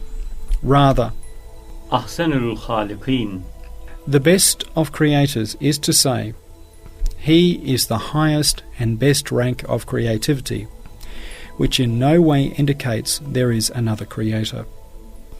Like the other attributes, creativity has many degrees or ranks. The best of creators means he is a glorious creator at the furthest and most excellent degree of creativity. Second indication. Terms like Ahsanul Khaliqin, the best of creators do not look to a plurality of creators, but to the varieties of the state of being creature. That is, he is a creator who creates everything in an appropriate form at the most faultless degree. Verses like Ahsana kulla shay'in khalaqah, who makes most excellent everything he creates, expresses this meaning. Third indication. The comparison suggested by terms like Ahsanul Khaliqin, Allahu Ekber, Khairul Fasilin, Khairul Muhsinin, the best of creators, Allah is most great, the best judge between truth and falsehood, and the most bountiful, are not comparative and superlative adjectives comparing Allah Almighty's attributes and actions, which are actual, but with others who possess samples of those attributes and actions. For all the perfections in the universe and in jinn and men and angels are but pale shadows in relation to his perfection. How should any comparison be possible? It is rather human beings, and particularly the people of neglect, who see perfections in terms of comparison. For example, a private shows complete obedience and respect to his corporal. It seems to him that all benefits come from him, and he thinks little of the king. Even if he does think of him, it is still to the corporal that he shows his gratitude. So it is said to the private, "See here, the king is much greater than your corporal. It is only him that you should thank." Now this sentence does not compare the king's imperial commandership, which is actual, with that of the corporal, which is partial and only apparent, because to do so would be meaningless. It is a result of what the private considers to be important, of how he sees his relations with the corporal, that he prefers and loves and thanks only him. Similarly, when apparent causes are imagined to be the creator and bestower of bounties in the view of the people of neglect, they become a veil to the true bestower of bounties. These neglectful people cling onto causes and think that bounties and favours are from them. They praise and acclaim them. The Quran says Allah Almighty is a greater, more excellent creator, a far better bestower of bounties. So look to him and thank him. Fourth indication. Just as there may be comparison between actual beings and preference for some over others, so there may be comparisons between possible or even hypothetical things and preference. Numerous degrees or levels are present in the true natures of most things. So too in the view of the intellect, innumerable degrees may be present in the true natures of the divine names and sacred attributes. Whereas Allah Almighty is at the most perfect and excellent of all the possible and imagined degrees of those attributes and names. The whole universe witnesses to this truth through all its perfections. Lehul Esma'ul Husna. His are the most beautiful names. Describing all his names as the most excellent expresses this meaning. Fifth indication. This use of the comparative and superlative is not to be understood in terms of creatures, but in terms of the fact that Allah Almighty has two sorts of manifestation and attributes. The first sort, through the mystery of his unity. This consists of his disposal over creatures under the veil of causes and intermediaries and in the form of a universal law. The second sort, through the mystery of his oneness. It is his disposal over creatures directly, without veil, regarding each in a particular way. This means that through the mystery of oneness, his bestowal, creation and grandeur, which are direct, are greater and more elevated and excellent than the works of his bestowal, creation and grandeur, which are apparent through the manifestations of causes and intermediaries. For example, let us suppose there is a king, but he is a saint king. He has great numbers of officials and commanders, but they are only veils, for the authority and execution of all matters are directly in his hand. The king's power of disposal and execution of affairs are of two kinds. The first kind, the execution of affairs he demonstrates, and the commands he gives through a universal law in the form of visible officials and commanders in accordance with their abilities and ranks. The second kind, this is not through a universal law. He does not make visible officials a veil. His execution of affairs and royal favours are direct and may be described as more elevated and excellent. In the same way, the Creator of the universe, the monarch of pre-eternity and post-eternity, has made numerous causes and intermediaries a veil to his execution of affairs, and has demonstrated the majesty of his dominicality. But he left private telephones in his servants' hearts so that they might leave causes behind and turn directly to him, and might say, إياك نعبد وإياك نستعين. You alone do we worship, and you alone do we ask for help. Thus the meanings of Erhamur Rahimin, Ahsenul Khaliqin, Allahu Ekber. the best of creators, most compassionate of compassionate, and Allah is most great. Look to this meaning too. We shall answer the second part of the representative's question with 5 signs. The first sign. In his question he said, if something has no opposite, how can it be perfection? The answer. The questioner does not know what true perfection is.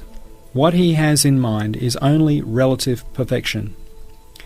For merits, virtues and qualities that look to something and are acquired relatively to something else are not real. They are relative and weak. If what they look to disappears, then they too will disappear.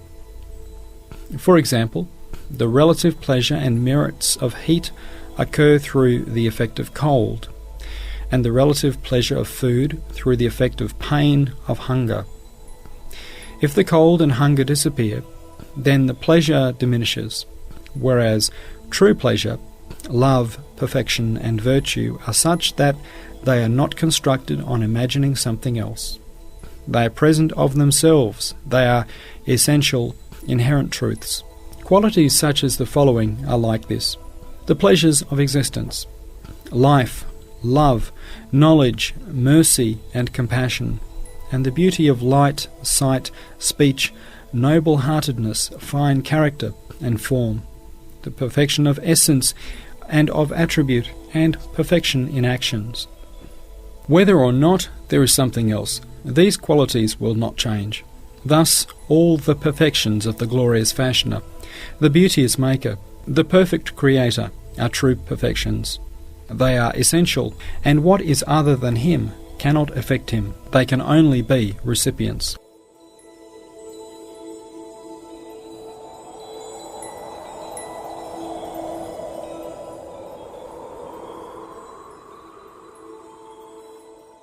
The second sign. Sayyid Sharif al-Jurjani wrote in Sharh Mawaqif, "The cause of love is either pleasure, benefit, resemblance, that is inclination towards creatures of same kind, or perfection. For perfection is loved for itself. That is to say, if you love something, you love it either because of the pleasure it affords, or the benefits it brings, or because it is similar in kind, like the inclination towards children, or because it possesses some perfection. If it is for perfection, no other cause or purpose is necessary. It is loved purely for itself. For example, in the olden days, everybody loved people who possessed perfection. Even if they had no connection with them, they would still love them admiringly. Thus, since all Allah Almighty's perfections and qualities and all the degrees in His beautiful names are true perfections, they are loved for themselves. The Glorious One, who is the true Beloved, loves His perfections, which are true perfections, and the beauties of His attributes and names in a manner appropriate to Himself. And He loves the good qualities of His art and creatures, which are mirrors reflecting those perfections. He loves His prophets and saints, especially the most noble, beloved, who is the Lord of the prophets and Prince of the saints. That is, with His love for His own beauty, He loves His beloved one, who is the mirror to that beauty. With His love for His own names, He loves His beloved one and His brothers, who are comprehensive and aware loci of those names' manifestations. With His love for His art, He loves His beloved one and those like him who are heralds and exhibitors of that art.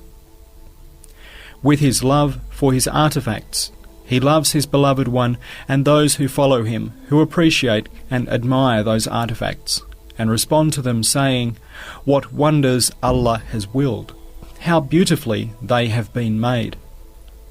And with His love for the good qualities of His creatures, He loves His most noble beloved one and His followers and brothers, in whom are united the finest of moral qualities.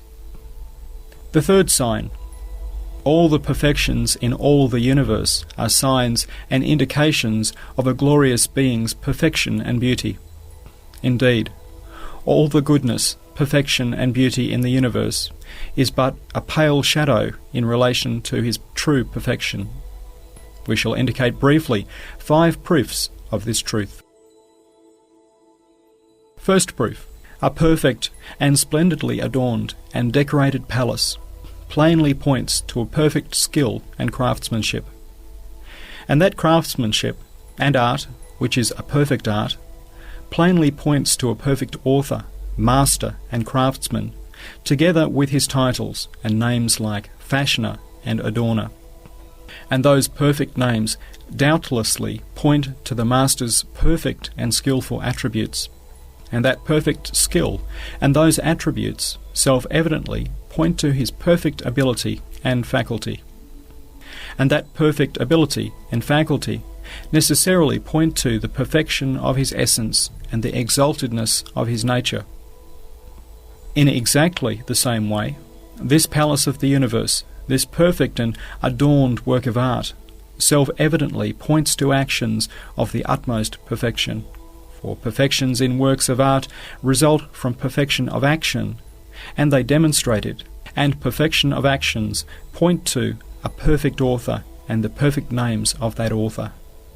That is, in relation to the works of art, they point to the perfection of names like planner, fashioner, all-wise, all-compassionate, and adorner. Moreover, the perfection of the names and titles, without any doubt, point to the author's perfect attributes. For if the attributes were not perfect, the names and titles which originate from the attributes would not be perfect. And the perfection of the attributes self-evidently points to the perfection of his functioning essence, because it is from the functioning essence that the attributes proceed. And the perfection of essential functions point at the degree of knowledge of certainty to the perfection of the functioning essence. They point to a perfection so worthy that although the light of the perfection passes through the veils of functions, attributes, names, actions, and works of art, it still demonstrates the goodness, beauty, and perfection to be seen to this great extent in the universe. Thus, after the existence of this degree of true essential perfection has been established, with cogent proofs, and importance remains for relative perfections, which look to other things, and which exist only insofar as they gain superiority over their likes and opposites. You may understand then just how paltry they become. Second proof. When the universe is studied as something from which lessons are to be taken, the conscience and heart may conjecture and perceive the following. The one who has so beautified and adorned the universe with all manner of fine things, himself possesses an infinite degree of beauty and perfection, so that he might make it thus. Third proof. It is a well-known fact that works of art which are well-proportioned, symmetrical, perfect, and beautiful are based on an exceedingly well-drawn-up plan, and a perfectly drawn plan points to a perfectly sound knowledge, fine intellect, and refined faculty of spirit. That is to say, it is the spirit's immaterial beauty which is manifested in art by means of knowledge. Thus the universe, with its innumerable material fine qualities, is formed of the distillations of immaterial fine qualities pertaining to knowledge. And those immaterial qualities pertaining to knowledge and those perfections are certainly the manifestations of an infinite, eternal loveliness, beauty, and perfection. Fourth proof.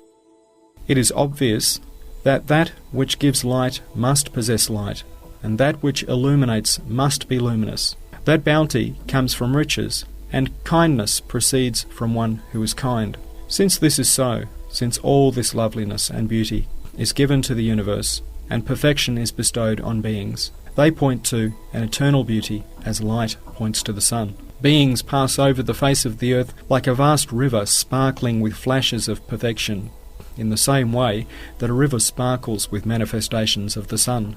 The flood of beings momentarily sparkles with flashes of loveliness, beauty, and perfection, and then is gone. And the beings following after them display the same flashes and sparkling. It may be understood from this that just as the manifestations and instances of beauty on the flowing bubbles of water are not from themselves, but are manifestations and instances of beauty from the light of a sun, so the qualities and perfections which glisten briefly on the flood of the universe are the flashes of a beauty of an eternal sun's names. Yes, the annihilation of the mirrors and the vanishing of beings is, together with perpetual manifestation and constant effulgence, it is clear from the manifestations appearing that their apparent beauty is not theirs. They are rather eloquent manifestos and clear proofs of a transcendent beauty and renewed munificence of the necessarily existent, the loving one, the undying one. Fifth proof. If four people who have arrived via four different routes all speak of the same event, it suggests with a certainty born of unanimity that the event definitely occurred. Thus, although their ways, dispositions, abilities, and times were all different, all the scholars of religion with their different ranks, the saints and purified ones with their different paths and ways, and the true philosophers with their different creeds are in agreement. They are the people of illumination and experiential knowledge, who have unveiled the secrets of the cosmos and have observed and borne witness to the truth. Through their unveilings, illuminations and witnessings, they have unanimously agreed that the qualities and perfections to be seen in the mirrors and displays of the universe and its beings are the manifestations of a single necessarily existent one's perfection and the manifestations of the beauty of his names. Their consensus and accord, then, constitutes an unshakable proof. Let us suppose that in order not to hear this sign, the representative of the people of misguidance was compelled to stop up his ears and flee, for certainly, like bats, heads so plunged into darkness cannot endure these lights, in which case, from here on, we shall consider them little, if at all. The fourth sign, rather than looking to its likes and opposites, the pleasure, loveliness, and beauty of a thing look to where those qualities are manifested. For example, generosity is a fine and pleasing attribute. The pleasure a generous person obtains from the joy and pleasure of those he has favoured is thousands of times more gratifying than the relative pleasure obtained from feeling superior to other generous people. Also, a kind and compassionate person receives true pleasure proportionately to those towards whom he has been compassionate, find ease and comfort. Also, a kind and compassionate person receives true pleasure proportionately to those towards whom he has been compassionate, find ease and comfort. For example, the pleasure a mother receives from the happiness and comfort of her children, because of her compassion, is so strong she would sacrifice her very soul for their comfort. The pleasure of such compassion will even make a hen attack a lion in order to protect her chicks. Thus, the true pleasure, goodness, happiness, and perfection in elevated attributes do not look to peers and opposites, but to their dependents and the places they are manifested. The beauty, therefore, of the glorious and perfect one's mercy, who is ever living and self-subsistent, clement and benevolent, compassionate and merciful, looks to those who receive his mercy. There are endless degrees in the happiness, ease and joy of those who receive the manifestation of his mercy and compassion, and especially those who receive its endless varieties in everlasting paradise. We may understand that, according to the degrees of their happiness and joy, the merciful and compassionate one experiences exalted, pure, holy and beautiful meanings, like fondness and love, in a manner appropriate to him, that may be described through qualities which are proper to him. He possesses utterly pure and holy qualities, which we may not mention, because the Sharia does not permit it, but which may be described as sacred pleasure, holy love, pure joy, and sacred happiness. We have proved in many places that they are infinitely more exalted, elevated, holy, and pure than the love, joy, and happiness that we see in the universe and may perceive among creatures. If you wish to take a look at a flash of those meanings, then look through the telescope of the following comparisons. For example, a noble-hearted and magnanimous personage laid out a fine banquet on his magnificent voyaging ship in order to feed the poor, the needy, and hungry. Then he himself watched from the deck. You can understand how pleased and happy the thankful pleasure and appreciative gratitude of the poor, hungry, and needy made that generous personage, how much it gratified him. Man is not the true owner of even the humblest repast, and is merely like a distributor. Therefore, if his joy is thus, you can draw an analogy with the sacred meanings of love and results of mercy that pertain to the merciful and compassionate one, and which we are powerless to express. For he causes men, jinn, and animals to journey in the seas of space, and to board the mighty earth, which is a dominical ship. Then, loading the table of the face of the earth with innumerable varieties of foods, he invites all living creatures to the feast, which is a sort of light snack or appetizer. For besides this, he will make each of every sort of perfect delight a table laden with bounties in a permanent and everlasting realm. He will inaugurate an unending and comprehensive banquet of innumerable pleasures and subtle wonders, which will be true food for his countless and endlessly needing and yearning slaves. And for example, a skilful and practised craftsman who likes to display his ingenuity after inventing an object like a gramophone which plays without records, will set it up, try it out, and then show it off. If it gives the desired and expected results perfectly, how proud will its inventor feel? How pleased and gratified he will be. He will say to himself, "May Allah bless this." And so, if an insignificant man is so pleased with the smooth working of a gramophone, and with his craftsmanship, which is only superficial, for in reality he creates nothing, then how should the all-glorious Maker be? For he created the mighty universe as an orchestra and gramophone, and he made the earth and all the animate creatures on it, and among animate creatures, especially man. And man's head he created in such a fashion that it is a dominical gramophone and divine orchestra, so that science and philosophy are struck with wonderment at the art and craftsmanship displayed in it. Thus all these beings show all the results desired of them to the utmost degree and in the best possible way. They are completely obedient to the commands that give them existence, which are described by the creature's particular worship and glorification, and their appointed salutations to Allah. The pride, pleasure, and joy together with the sacred meanings and pure qualities, which we are unable to describe, that are obtained from these and from the attainment of the dominical aims sought from the beings, are so exalted and holy that if all the minds of mankind were to unite and become one mind, it would still be unable to reach or comprehend their substance. And another example: what pleasure and enjoyment a just ruler who loves to enforce justice and right receives from giving the oppressed their rights and receiving their thanks, and from punishing the wrongdoers and taking revenge for the oppressed. You can draw an analogy with the sacred meanings pertaining to the absolutely wise one, the truly just one, the all-compelling and glorious one, which arises from establishing justice, and not only for men and jinn, but for all creatures.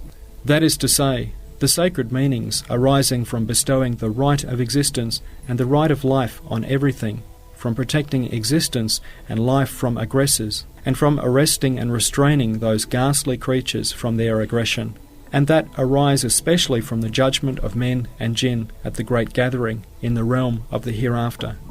And besides this, the sacred meanings arising from the greatest manifestation of justice and wisdom that is apparent in animate creatures. Thus, as may be seen from these three examples, just as a great many degrees of loveliness, beauty, grace, and perfection are present in all the 1,001 divine names, so there are a great many degrees of love, pride, glory, and grandeur. It is because of this that the elevated and authoritative saints who manifested the name of Loving One said, "Love is the very leaven of the universe. It is through love that all beings are in motion. It is from love that the laws of attraction, affinity, and ecstasy present in all beings spring." One of them wrote the following: "The firmament is intoxicated, the angels and stars are intoxicated, the heavens are intoxicated, the moon and the earth are intoxicated, the elements are intoxicated, the plants, the trees, and mankind are intoxicated, animate creatures are all intoxicated. All the particles of all beings are altogether intoxicated, and yet more intoxicated. That is to say, everyone receives the manifestation of divine love and is intoxicated in accordance with his capacity. It is well known that every heart has affection for someone who bestows kindness on it, and that it loves true perfection and is enamoured of noble beauty. And the heart loves even more one who bestows kindness, not only on itself, but also on those it loves and feels compassion for. And so, as we explained before, may it not be understood from the following just how deserving of love and compassion is the all-beauteous and glorious one, the all-perfect beloved one, and how intoxicated and giddy is the whole universe with love of him. For he is named with 1,000 names, each of which is the source of thousands of perfections and the means for thousands of degrees of beauty. And through his bounties, in all the names, are thousands of treasuries containing bounties. And he makes all those beings we love happy. It is because of this mystery that the saints who manifested the name of Loving One declared, "We do not want paradise. One flash of the divine love will suffice us forever." It is also because of this that, as recorded in the Hadith, a minute's vision of the divine beauteous in paradise will far surpass all its other delights. Thus these endless perfections of love only occur although the all-glorious one's names and his creatures within the sphere of his unity and oneness. That is to say, those perfections that are imagined to exist outside that sphere are not perfections at all.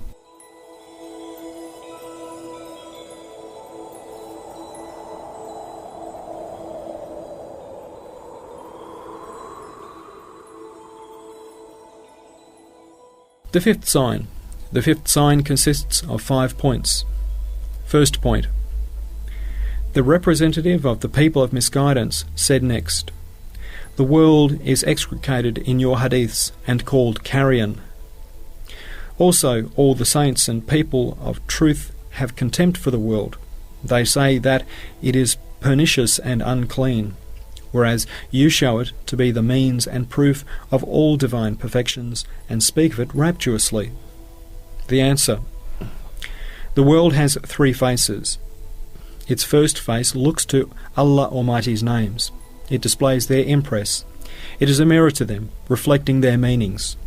Innumerable letters or missives describing the eternally besought one. This face is utterly beautiful and is worthy of love, not loathing. Its second face looks to the hereafter. It is the seedbed of the hereafter and arable field for paradise. It is the flower bed of mercy. This face is also beautiful, like the first one, and is deserving of love, not contempt. Its third face looks to man's base appetites. It is a veil of neglect and a plaything for satisfying the desires of the worldly. This face is ugly because it is transient and mortal. It is full of pain and it deceives. The contempt described in the Hadith and the loathing of the people of the truth, then, is for this face. The importance and approbation which the all-wise Quran demonstrates towards the universe and all beings is towards the first 2 faces. It is the first 2 faces of the world that the companions of the Prophet, peace and blessings be upon him, and other people of Allah seek. There are 4 classes of people who have contempt for the world. The first, those who seek knowledge of Allah.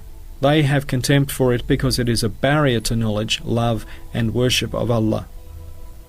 The second, those who look to the hereafter. They see the world as ugly either because unavoidably worldly matters prevent them from doing works pertaining to the hereafter, or due to their elevated degree of belief, they see it as ugly in relation to the perfections and beauties of paradise. Indeed, in the same way that a handsome man will appear ugly when compared to the prophet Joseph, peace be upon him, however valuable the qualities of this world, when compared to those of paradise, they become as nothing. The third, these have contempt for this world because they cannot obtain it. This contempt arises not from loathing, but from love. The fourth, these have contempt for the world because although they obtain it, it does not stay, it leaves them. and this vexes them. They insult it in order to console themselves and say it is foul. But this arises from love of the world, whereas acceptable contempt arises from love of the hereafter, and the love that springs from knowledge of Allah. That is to say, acceptable contempt is of the first two kinds. May Allah Almighty make us like those people. Amen. بحرمة سيد المرسلين. In veneration of the Lord of the Prophets. Third stopping place. بسم الله الرحمن الرحيم وإن من شيء إلا يسبح بحمده. In the name of Allah, the Merciful, the Compassionate.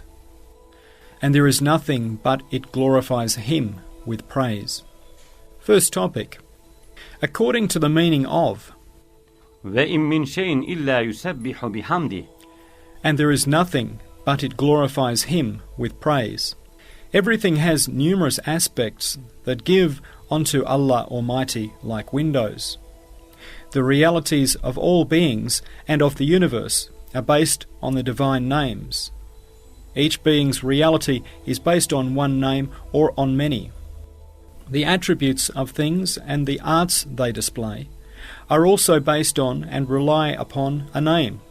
True natural science is based on the name of All-Wise, true medicine on the name of Healer, and geometry on the name of Determiner, and so on. In the same way that all the sciences are based on and come to an end in a name, the realities of all arts and sciences and of all human attainments are based on the divine names. Indeed, one group of the most learned of the saints stated that the divine names constitute the true reality of things, while the essences of things are only shadows of that reality. They said too that even only apparently as many as 20 manifestations and impresses of the divine names may be seen on a single living creature. We shall try to make this subtle yet vast truth easier to understand by means of a comparison, and shall analyse it by passing it through a sieve or two or three times, as it were. However long our discussion, it would still be short, but one should not become bored. When a skilful portraitist or sculptor wishes to paint a picture of a beautiful flower, or sculpt a great beauty belonging to mankind's fair sex, firstly, he determines the general shapes of those two objects with a few lines. He determines these by ordering and adjusting them, by estimating and measuring them. And this he does according to rules and limits defined by geometry. It is clear that this ordering and measuring is carried out with knowledge and wisdom or purpose. That is to say, the acts of ordering and limiting turn on the compasses of knowledge and wisdom, in which case the meanings of knowledge and wisdom govern behind the ordering and limiting. The compasses of knowledge and wisdom then point to themselves, and they demonstrate that within those limits they have begun the portrayal of small particulars like the eyes, ears, nose, leaves and stamens. Now we see that the members determined by the motion of those inner compasses are taking shape artistically and carefully. Since this is so, the one who turns these knowledge and wisdom compasses possesses meanings of craftsmanship and care. It is they who command and then display themselves. Thus, it may be understood from this that they point to inherent qualities of beauty and adornment. Since this is so, what makes the craftsmanship and care function is the will to beautify and the intention to decorate, in which case it is at their command that the artist begins to adorn and illuminate. He gives a smiling and living form to the statue and flower. And what makes this meaning of beautifying and illuminating function is surely the meaning of favouring and munificence. Yes, these two meanings govern him to such a degree that, quite simply, the flower is an embodied favour, and the statue embodied munificence. So now it is the meanings of making loved and known that impel the meanings of favouring and munificence and make them work. That is, behind the latter two meanings, the meanings of making himself known through his art and making people love him govern. This making loved and known, without a doubt, arise from an inclination towards being merciful and the will to bestow bounties. So since mercy and the will to bestow bounties are governing behind them, he will adorn the statue with all sorts of bounties, and also bestow the form of the flower as a present. Thus he wills the statue's hands and pockets with precious bounties, and bestows the form of the flower as jewels. That is to say, what makes his mercy and will to bestow function is a feeling of gentleness and pity. That is, the meaning of pity and gentleness impels the mercy and bounty. Furthermore, what impels and makes manifest the meaning of pity and gentleness within that person, who is self-sufficient and needs no one, are the meanings of beauty and perfection. These desire to be manifested. And as for love and mercy, which are the sweetest and most delightful parts of that beauty, they desire to be seen in the mirror of art and to see themselves through the eyes of yearning admirers. That is to say, since beauty and perfection are loved for themselves, they love themselves above everything. They are also both loveliness and love. The union of beauty and love stems from this point. Since beauty loves itself, it desires to see itself in mirrors. Thus all the lovable bounties and beautiful fruits which were set on the statue and on the picture bear the flashes, each according to its capacity of that meaning of beauty. They display those flashes both to the owner of the beauty and to others. In exactly the same way, the all-wise Maker delimits, orders, and gives determined proportions and shapes to all things, particular and universal, through the manifestation of his names, to paradise and this world, the heavens and the earth, plants and animals, men and jinn, angels and spirit beings. By doing this, he causes them to recite his names of determiner, orderer, and giver of form. He determines the limits of their general shapes in such a manner that he displays his names of all-knowing and all-wise. Then, through the definition of knowledge and wisdom, he begins to form them within those limits. He does this in such a way that he displays the meanings of craftsmanship and care and his names of Maker and Munificent. Next, with the miraculous hand of art and the brush of munificence, he gives the colours of beauty and adornment to the members of that form, whether a single human being or a single flower, like the eyes, ears, leaves, and stamens. If it is the earth, he gives the colours of beauty and adornment to its minerals, plants, and animals. If it is paradise, he gives the colours of beauty and adornment to its gardens, palaces, and houris, and so on. You can make analogies for the rest too.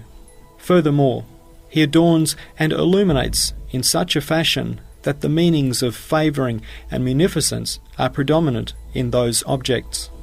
They govern to a degree where those adorned beings, those illuminated artefacts, become like embodied favours and incarnate munificence. They mention the names of gracious and munificent. Next, what impels the favouring and munificence to manifest are clearly the actions of making loved and known. That is, the qualities of making himself loved by animate creatures and known by conscious ones. They cause the animate and conscious beings to recite the names of loving and known one behind the names of gracious and munificent, and for this recitation, which is performed by the very mode of their beings, to be heard. Then embellishing those adorned and beautiful creatures with delicious fruits and lovable results, he turns from adorning to bestowing bounties, from graciousness to compassionateness. He causes them to recite the names of bestower and compassionate, and displays the manifestation of those two names behind the outer veils. Next, what impels that one who is absolutely without need to manifest these names of compassionate and munificence are the qualities of mercy and gentleness, which display the names of gentle and merciful, and cause them to be recited. And what impels the meanings of mercifulness and gentleness to manifest are doubtless an essential beauty and perfection, which desire to become evident. They cause the name of beautiful and the names of loving and compassionate, which are within the name of beautiful, to be recited. For beauty is loved for itself. Beauty and one possessing beauty love themselves. Moreover, it is both loveliness and love. Perfection also is loved for itself. No other cause is necessary. It is both lover and beloved. Since a beauty that is at the utmost degree of perfection and a perfection that is at the utmost degree of beauty are loved and are worthy of love to the utmost degree, most certainly will they desire to see and to exhibit themselves through displaying their flashes and manifestations in mirrors, in accordance with the capacity of the mirrors. That is to say, the beauty and perfection essential to the all-glorious Maker, the all-wise one of beauty, the all-powerful one of perfection, requires the qualities of mercy and gentleness, and impel the names of merciful and gentle to be manifested. As for mercy and gentleness, through displaying compassion and bounty, they impel the manifestation of the names of compassionate and bestower. And compassionateness and bestowal require the qualities of making known and loved, and impel the names of loving and known one to be manifested. Making known and loved impel the meanings of favouring and munificence, and display them on some of the facets of those artefacts. They cause the names of gracious and munificent to be recited amongst them. As for the qualities of graciousness and munificence, they impel the acts of adorning and illuminating.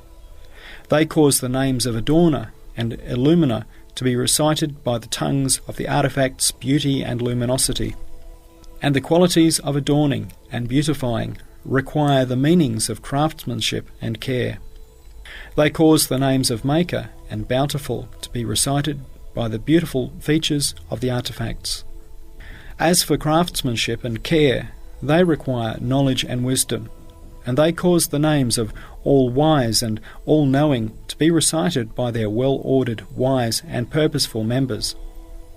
And knowledge and wisdom require the acts of ordering, forming and shaping. They display the names of determiner and giver of form, causing them to be recited by the artifact in its entirety, through its form. Thus, the all-glorious Maker has made all his creatures or artifacts in such a way that he causes most of them, and especially animate beings, to recite numerous divine names. It is as if he has dressed each creature in 20 different shirts, one on top of another, or has enfolded them in 20 veils, and on each shirt or veil he has inscribed different names. For example, as was demonstrated in the comparison, there are many pages in what is only apparent in the creation of a beautiful member of mankind's fair sex, or a beautiful flower. From these two small particular examples, you can draw analogies with other large and universal creatures. The first page. It is the state which demonstrates the general shape and proportion. It mentions the names of Ya Musavvir, Ya Mukaddir, Ya Munazzim, O Giver of Form, O Determiner, O Orderer. The second page. This is the plain and unadorned state of the human being and flower in the comparison, which occurs with the disclosure of the forms of all the different members of those two creatures. Many names like Alim, Hakim, all-knowing and all-wise, for example, are written on this page. The third page. Through bestowing a different beauty and adornment on all the different members of those two creatures, many names like Sani, Bari, Maker and Designer, for example, are written on this page. The fourth page. Such a beauty and adornment are given to those two artifacts. It is as though they have become embodied favours and munificence. This page mentions and recites numerous names like, for example, Ya Latif, Ya Kerim. O Gracious One, O Munificent One. The fifth page, through attaching delicious fruits to the flower and lovable children and a fine character to the beautiful woman. This page recites names like Ya Vedud, Ya Rahim, Ya Mun'im. O Loving One, O Compassionate One, O Bestower of Bounties. The sixth page, on this page of bestowal and bounties, names like Ya Rahman, Ya Hannan.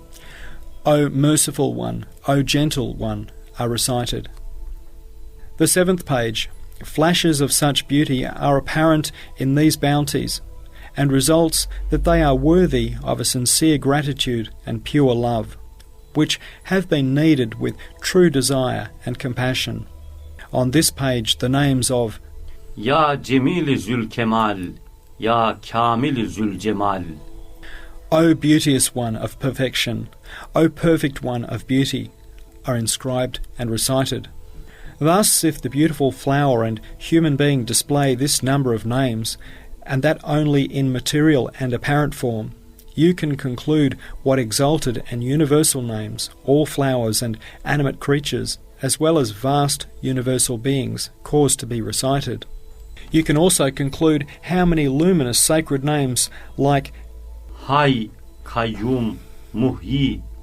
Ever-living and self-subsistent one, and giver of life, man recites and causes to be recited by reason of his spirit, heart, mind, and through the pages of life and other subtle qualities. The paradise is a flower. The company of Houris is also a flower. The face of the earth is a flower. The spring is a flower.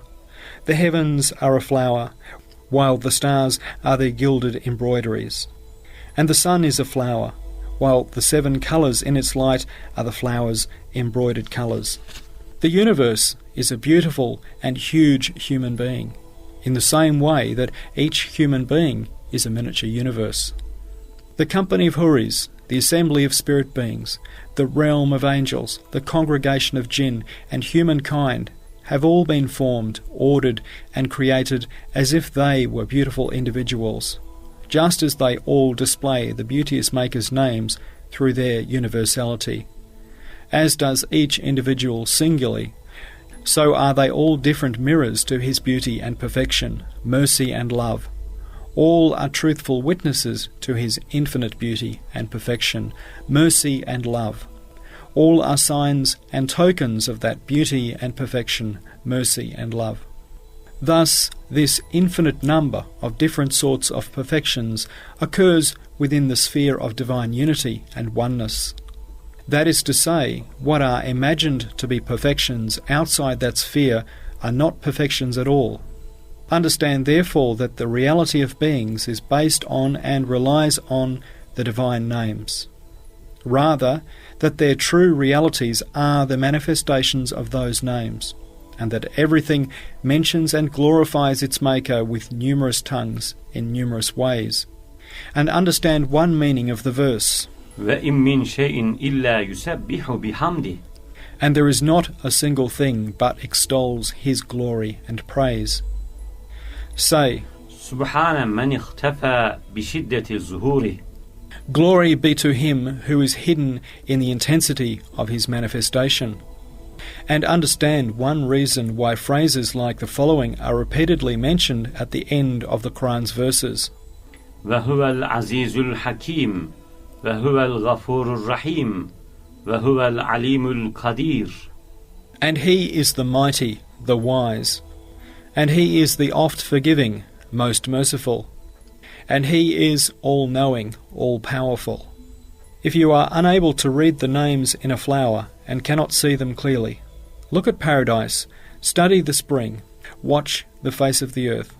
You will be able to read clearly the names written there, for they are the huge flowers of mercy. You will be able to see and understand their impresses and manifestations.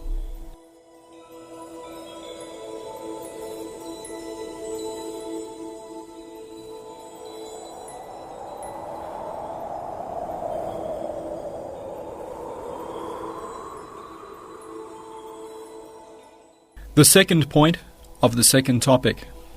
When the representative of the people of misguidance could find no support or basis on which to build his misguidance, and was thus defeated in argument, he said the following: I consider happiness in this world and life's pleasures, and the progress of civilization and perfection of arts, as all lying in refusal to think of the hereafter and to know Allah, in love of this world, in absolute freedom and license, and in relying exclusively on myself.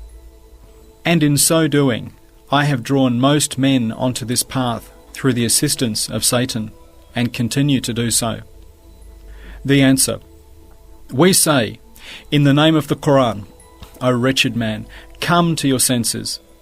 Do not listen to the representative of the people of misguidance. If you do listen to him, your loss will be so great that your intelligence, spirit and heart will shudder even to imagine it. There are two paths in front of you. The first, the path of wretchedness, laid out in front of you by the representative of the people of misguidance. The second, the path of happiness, defined for you by the all-wise Quran.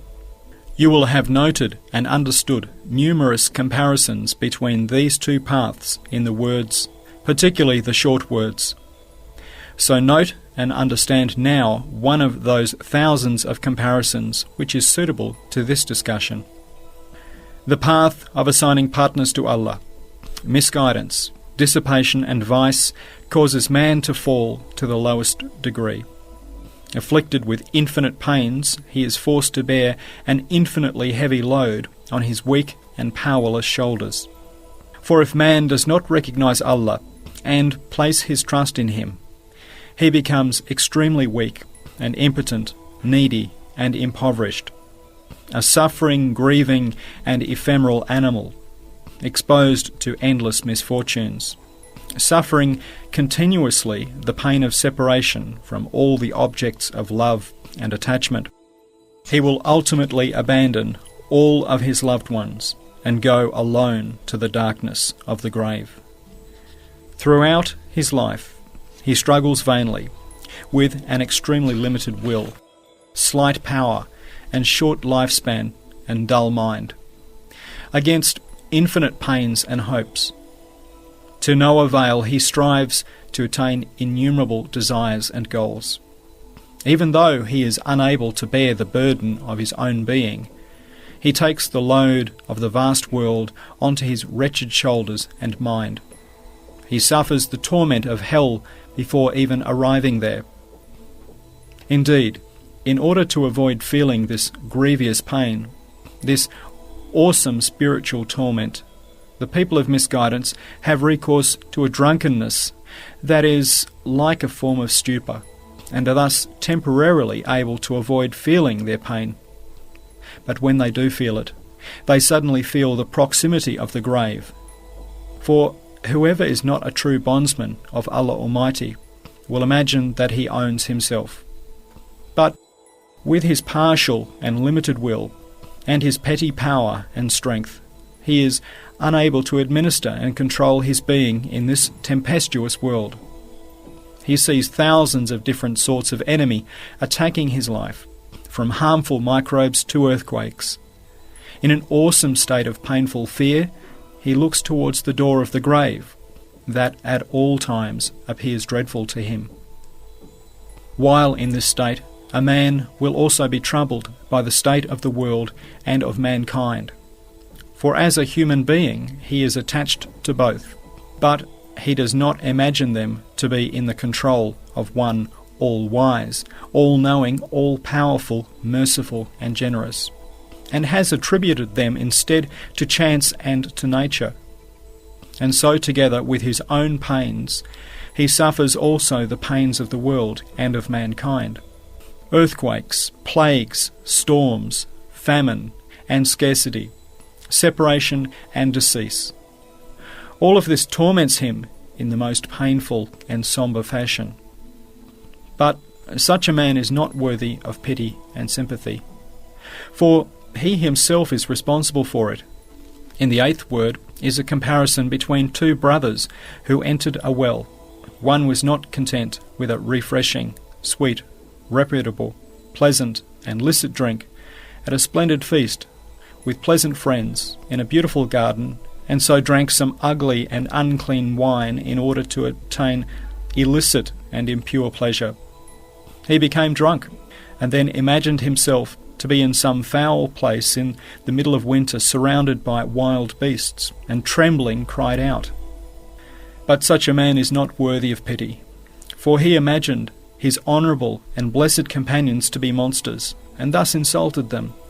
He also imagined the delicious foods and clean dishes at the feast to be impure and filthy stones, and began smashing them, and the respected books and profound writings there to be meaningless, and banal designs, and so ripped them up and trod on them. Such a person is not merely unworthy of sympathy, rather he deserves a good beating. In exactly the same way, a person who, through incorrect choice and lunacy of misguidance, is intoxicated with unbelief, imagines this hospice of the world, which belongs to the all-wise Maker, to be the plaything of chance and natural forces. He fancies the passage of creatures into the world of the unseen, that is, in fact, renewing the manifestation of the divine names, to be execution and annihilation. He supposes the echoes of those creatures' glorification of Allah, who are accomplishing their duties with the passing of time, to be the lamentations of death and eternal separation. He deems the pages of created beings, which are inscriptions of the eternally besought one, to be meaningless and confused.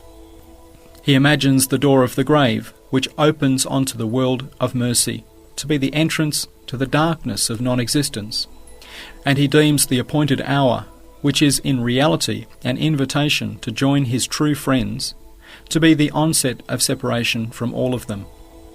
Such a person both brings upon himself grievous and ghastly torments, and denies, denigrates, and insults all beings and Allah's names and his inscriptions. He is, therefore, not only unworthy of compassion and sympathy, but also deserving of severe punishment. He is not in any way worthy of pity.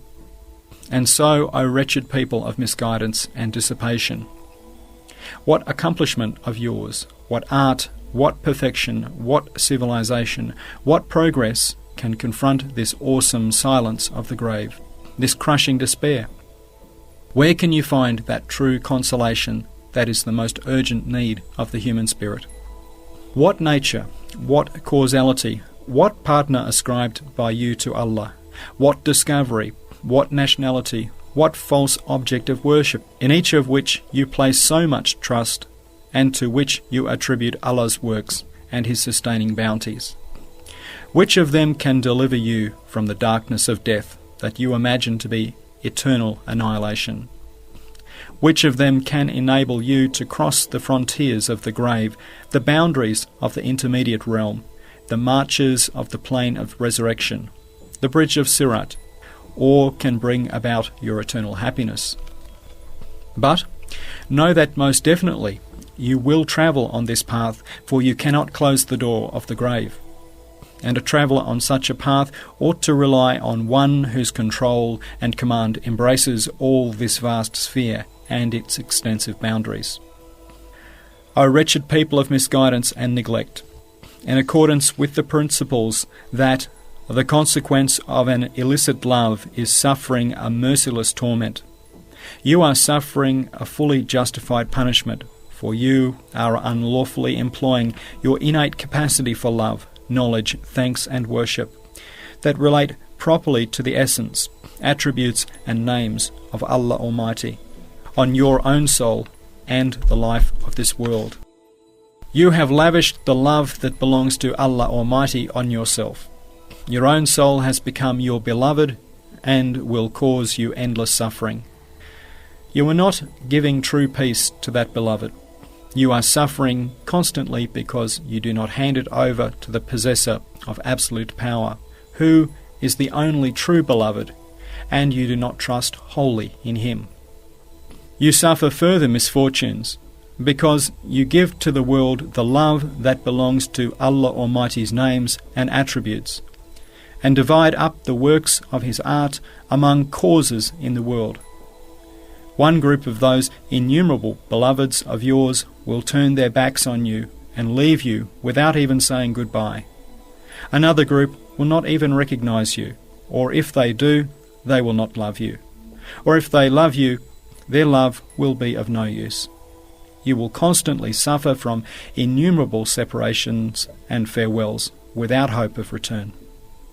This, then, is the essence and true nature of what the people of misguidance call life's happiness, human perfection, the advantages of civilization and pleasure of freedom. And dissipation and intoxication are but a veil. They temporarily block all feeling. So, say, I spit on the intelligence of those who follow such a path. But as for the luminous highway of the Quran, it cures with the truths of faith all the wounds of the people of misguidance. It disperses all the gloom and darkness of that first path. It closes the door on all misguidance and perdition. It cures man's weaknesses, powerlessness, poverty and need with trust in one all-powerful and compassionate. For handing over the burden of his life and being to his power and mercy, instead of loading it on himself, man finds ease and comfort as if he were riding on his own life and soul. The Quran states that he is not a rational animal, but rather a true man and a well-accepted guest of the All-Merciful One. It gently cures man of the wounds inflicted on him by the transience of the world, the ephemeral nature of things and the love of them, and delivers him from the darkness of delusion and fancy. It does this by showing the world to be the guest house of the All-Merciful One, and beings in it to be mirrors to the divine names and ever-fresh inscriptions of the eternally besought One. It shows death and the appointed hour to be the bridge to the intermediate realm, and the prelude to joining and meeting beloved ones already in the world of eternity. It thus cures the wounds inflicted by the notion of death as eternal separation, as held by the people of misguidance. It demonstrates that separation is in fact the truest form of meeting. Further, by establishing that the grave is a door opening onto the world of mercy, an abode of happiness, a garden of paradise, the luminous realm of the All-Merciful One, it dispels man's most terrifying fear and shows that the apparently painful, troublesome and unpleasant journey to the intermediate realm is in fact the most pleasurable, enjoyable and joyous of journeys. With the grave, it shows that the grave is not a dragon's mouth, but is rather a door opening onto the garden of mercy. The Quran also says to the believer, "Since you have only partial and restricted choice, hand over your affairs to your owner's universal will. Since your power is slight, rely on that of the possessor of absolute power. Since your life is brief, think of eternal life. Do not fret. There is an unending life. If your mind is dull, let the sun of the Quran shine on you. Look with the light of belief, and instead of the firefly of your own mind. Each verse of the Quran will illumine you like a star. Since you have innumerable hopes and pains, know that infinite reward and limitless mercy await you. Since you have innumerable desires and aims, do not think of them and become disturbed. This world cannot contain them. The proper place for them is another realm, and the one who will grant them is one other than yourself." The Quran also says, "O man, you do not own yourself. Rather, you are totally owned by one whose power is infinite, an all-compassionate one of glory whose mercy is infinite. Therefore, do not trouble yourself by shouldering the burden of your life, for it is He who grants you life and administers it. Also, the world is not without an owner, so do not be anxious thinking of the state of it and load that burden onto your mind, for the world's owner is all-wise and all-knowing. You are a guest, so do not be officious and meddlesome." Furthermore, creatures such as men and animals have not been left to their own devices. Rather, they are all officials with specific duties. They are watched over by an all-wise and compassionate one. Do not distress your spirit, thinking of their pains and afflictions. Do not try to be more sympathetic and kind-hearted than their all-compassionate Creator. Also, the reins of all those things that are hostile to you, from microbes to plagues, storms, famine, and earthquakes, are in the hands of that all-compassionate, all-wise one. Being all-wise, he does nothing in vain. Being all-compassionate, his mercy is superabundant. There is a form of grace and favour contained in everything he does. The Quran also says, the world is indeed ephemeral.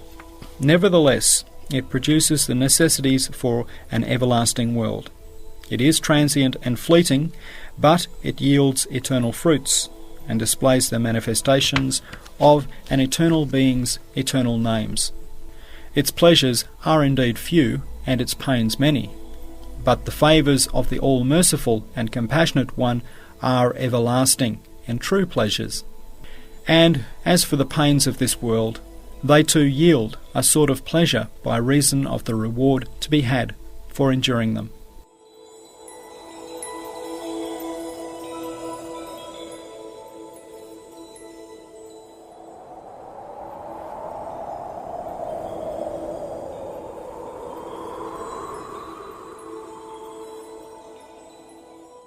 Since the sphere of the licit is sufficient for all the pleasures, delights, and joys of the spirit, heart, and soul, do not approach the sphere of the illicit, for one pleasure within the sphere sometimes leads to 1,000 pains. It will also cause the loss of the all-merciful one's favours, which are true and lasting pleasures. Furthermore, as described above, illicit pleasure on the path of misguidance causes man to fall to the lowest of the low. Then no civilization, no philosophy can provide a remedy for him, and no human progress and scientific advances can deliver him from that deep, dark pit. Whereas the all-wise Quran elevates man through belief and good deeds, from the lowest of the low to the highest of the high, and demonstrates that it does this with clear proofs, and it fills in that deep pit with rungs of inner development and spiritual progress.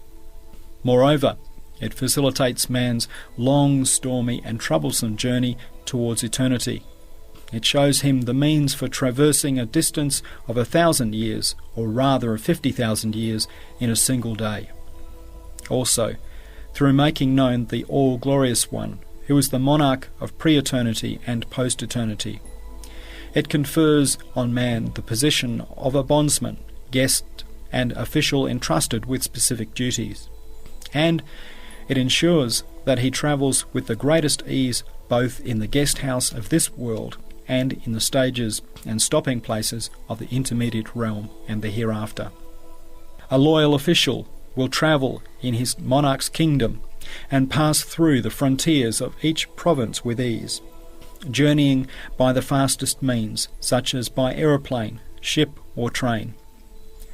So too, one who forms a relation with the pre-eternal monarch through belief and obeys him through good works will pass with the speed of lightning or of Barak through the stages of this guest house of the world, the spheres of the intermediate realm and the world of resurrection, and the extensive frontiers of all the realms that are beyond the grave, until he attains eternal happiness.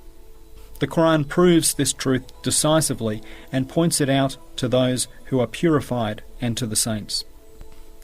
The truth of the Quran also says, O believer, do not give your infinite capacity for love to your ugly, defective, evil, and for you harmful instinctual soul. Do not take it as your object of love and its whims as your object of worship.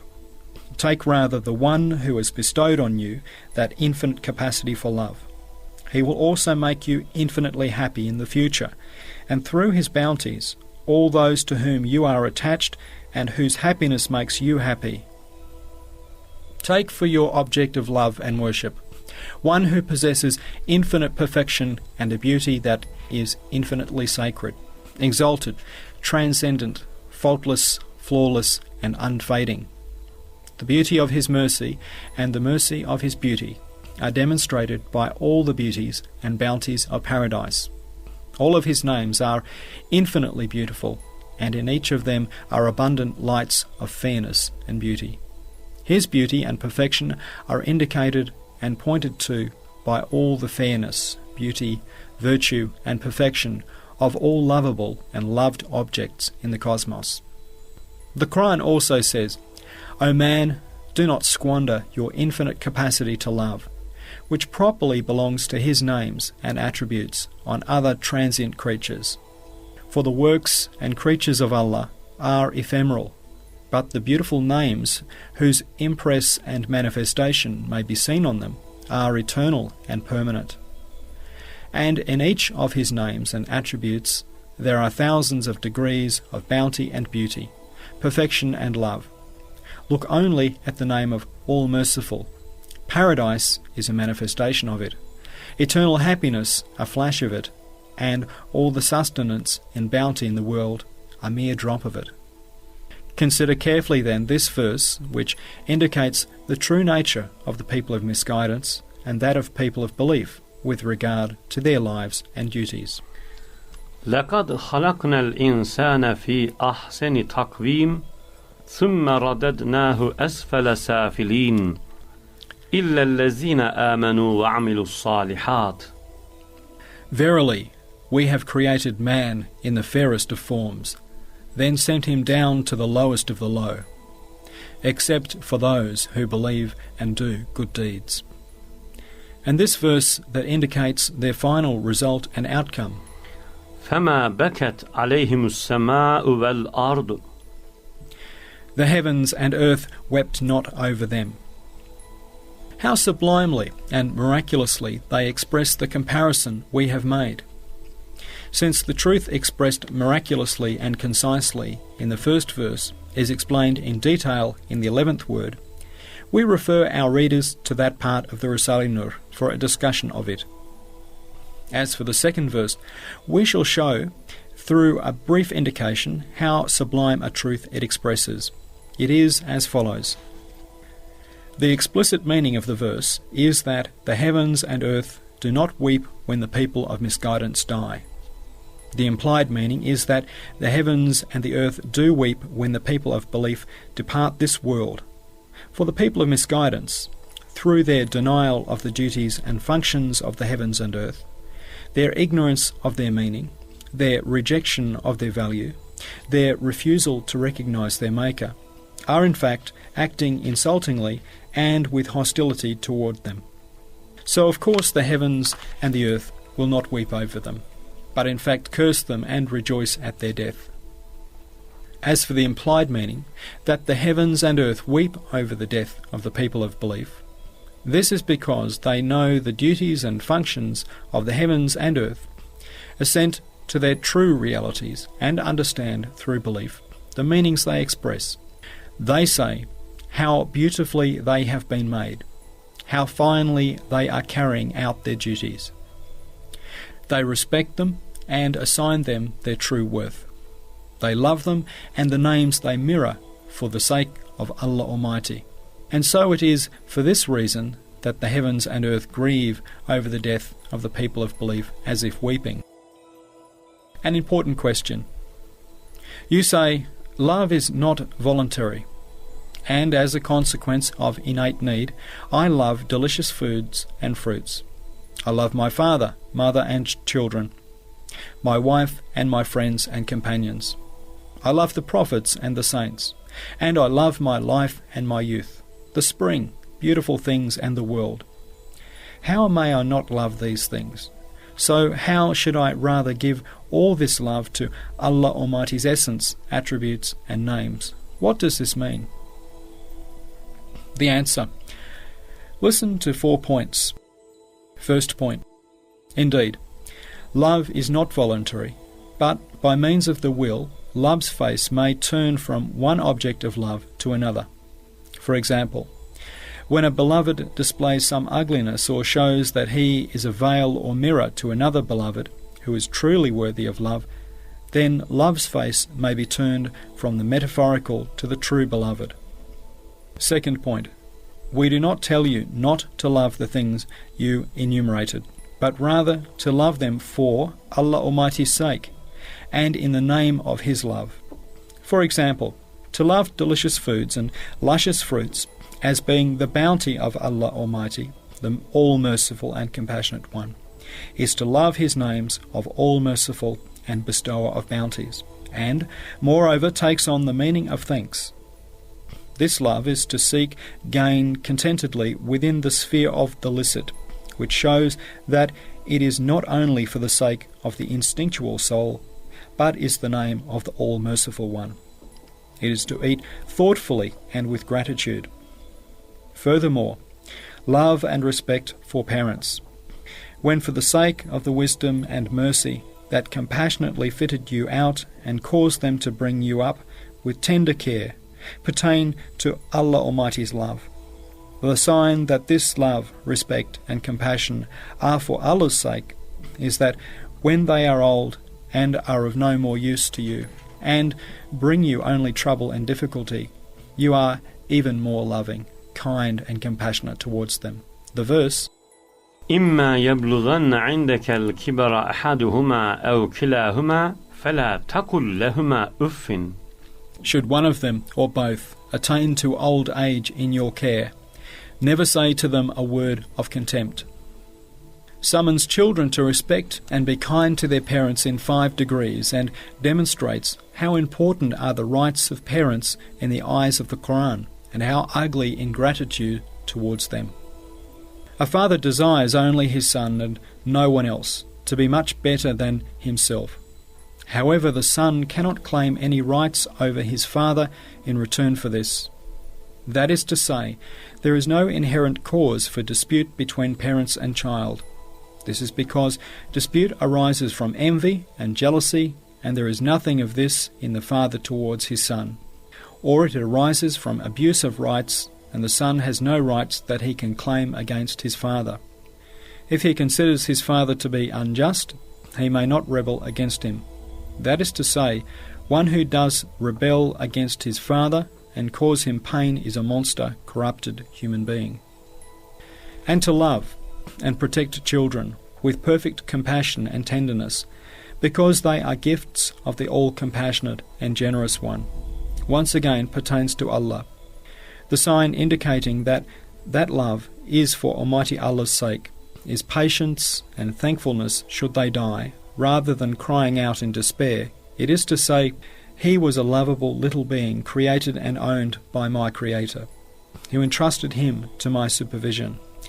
Now that his wisdom requires it to be thus, he has taken him from me, taken him to a better place. If I had one apparent share in that little creature, 1,000 true shares belonged to his Creator. It is to submit, saying, all authority is with Allah. As for friends and acquaintances, if they are friends of Allah Almighty by reason of their belief and good works, according to the meaning of love for Allah's sake, that love too pertains to Allah. Furthermore, love and cherish your wife as a companionable and gracious gift of divine mercy. But do not fasten your love to her physical beauty, which swiftly fades. Rather, woman's most attractive and agreeable beauty is the fineness of character that accompanies the delicacy and refinement peculiar to her. As for her most precious and sweet beauty, it is her earnest, sincere, sublime and luminous compassion. This beautiful tenderness and fineness of character continues and increases until the end of her days. Moreover, that weak and delicate creature's rights of respect will be protected by that love. Otherwise, when her superficial beauty fades, the poor woman will lose her rights, even when she most needs them. And to love the prophets and saints as Allah Almighty's most esteemed bondsmen is to do so for the sake and in the name of Allah Almighty, and from the point of view it pertains to Him. And to love and preserve life as most precious wealth and capital that will gain eternal life, and a comprehensive treasury yielding eternal perfections which Almighty Allah has given to you and to all humanity, and to employ it in His service, is once again, in one respect, love that pertains to the true object of worship. Also to admire, love, and put to proper use the grace and beauty of youth as being a fine, sweet, and beautiful bounty of Almighty Allah is a sort of licit and thankful love. And to love the spring thoughtfully as being the page of the subtlest and most beautiful inscriptions of Almighty Allah's luminous names, and the most finely adorned and glittering exhibition of the all-wise Maker's antique art, is to love His names. And to love this world as being the tillage for the hereafter, as a mirror of the divine names, and a missive of Allah Almighty, and as a temporary guest house, on condition that the evil commanding soul does not interfere, is to do so for Allah Almighty's sake. In short, love this world and the creatures in it as pointing to a meaning beyond themselves, like a word. Do not love them just for themselves. Say how beautifully they have been made. Do not say how beautiful they are.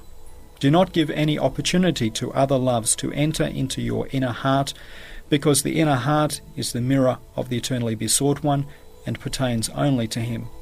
Say, Allahumma arzuqna hubbaka wa hubba ma yuqarribuna ilayk. O Allah, grant us love for You and love for that which will draw us closer to You. Thus, if in this form all the loves that You have enumerated will give a pain-free pleasure and, in one respect, an unending union, moreover, they will increase love of Allah. They are licit loves, and are furthermore a sort of gratitude which is pure pleasure, and thought which is pure love. For example, if a mighty king were to bestow an apple on you, there would be 2 loves for that apple and 2 pleasures in it. Footnote. Once 2 tribal chiefs entered the presence of a king. They were in exactly the same situation as described here. The first of these is that the apple would be loved because it is an apple, and there would be a pleasure peculiar to it and to the extent of the apple. This love does not concern the king. On the contrary, the man who puts the apple to his mouth and eats it in the king's presence loves the apple itself and his own soul rather than the king. It sometimes happens that the king is not pleased with that love which nourishes the instinctual soul. In fact, he detests it. Moreover, the pleasure that the apple gives is very limited and passes quickly. After the apple is eaten, it is gone, only regret remains.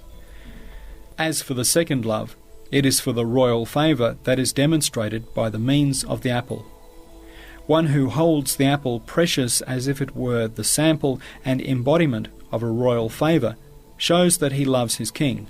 Moreover, the pleasure in that fruit, which is a sort of container for the favour, is such that it is far greater than the pleasure obtained from 1,000 apples. This pleasure, then, is the essence of thankfulness. This love is a respectful love for the king. In exactly the same way, if all bounties and fruits are loved for themselves, if they are thoughtlessly delighted in only for the material pleasures that they yield, that love is merely love of self. Also, those pleasures are transient and bring pain. But if they are loved as favours proceeding from Almighty Allah's mercy and as fruits of His munificence, and if pleasure is obtained from them with good appetite by appreciating the degree of kindness in that munificence and favour, then it has both the meaning of gratitude and is a pain-free pleasure.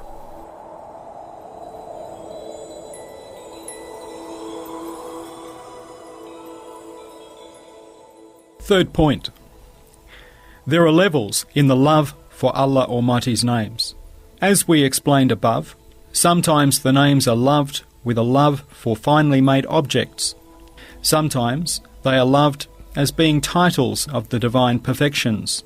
Sometimes man is needy and desirous of the names by reason of the comprehensiveness of his true nature, together with his having endless needs.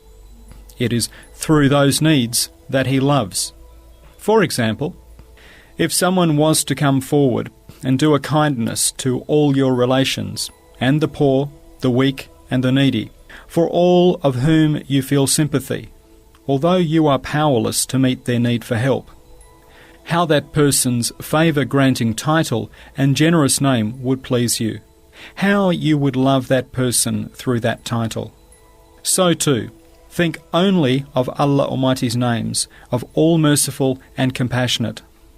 They make happy all the believing fathers and forefathers, relations and friends whom you love and feel sympathy for in this world by means of all kinds of bounties, and in paradise by means of all kinds of delights.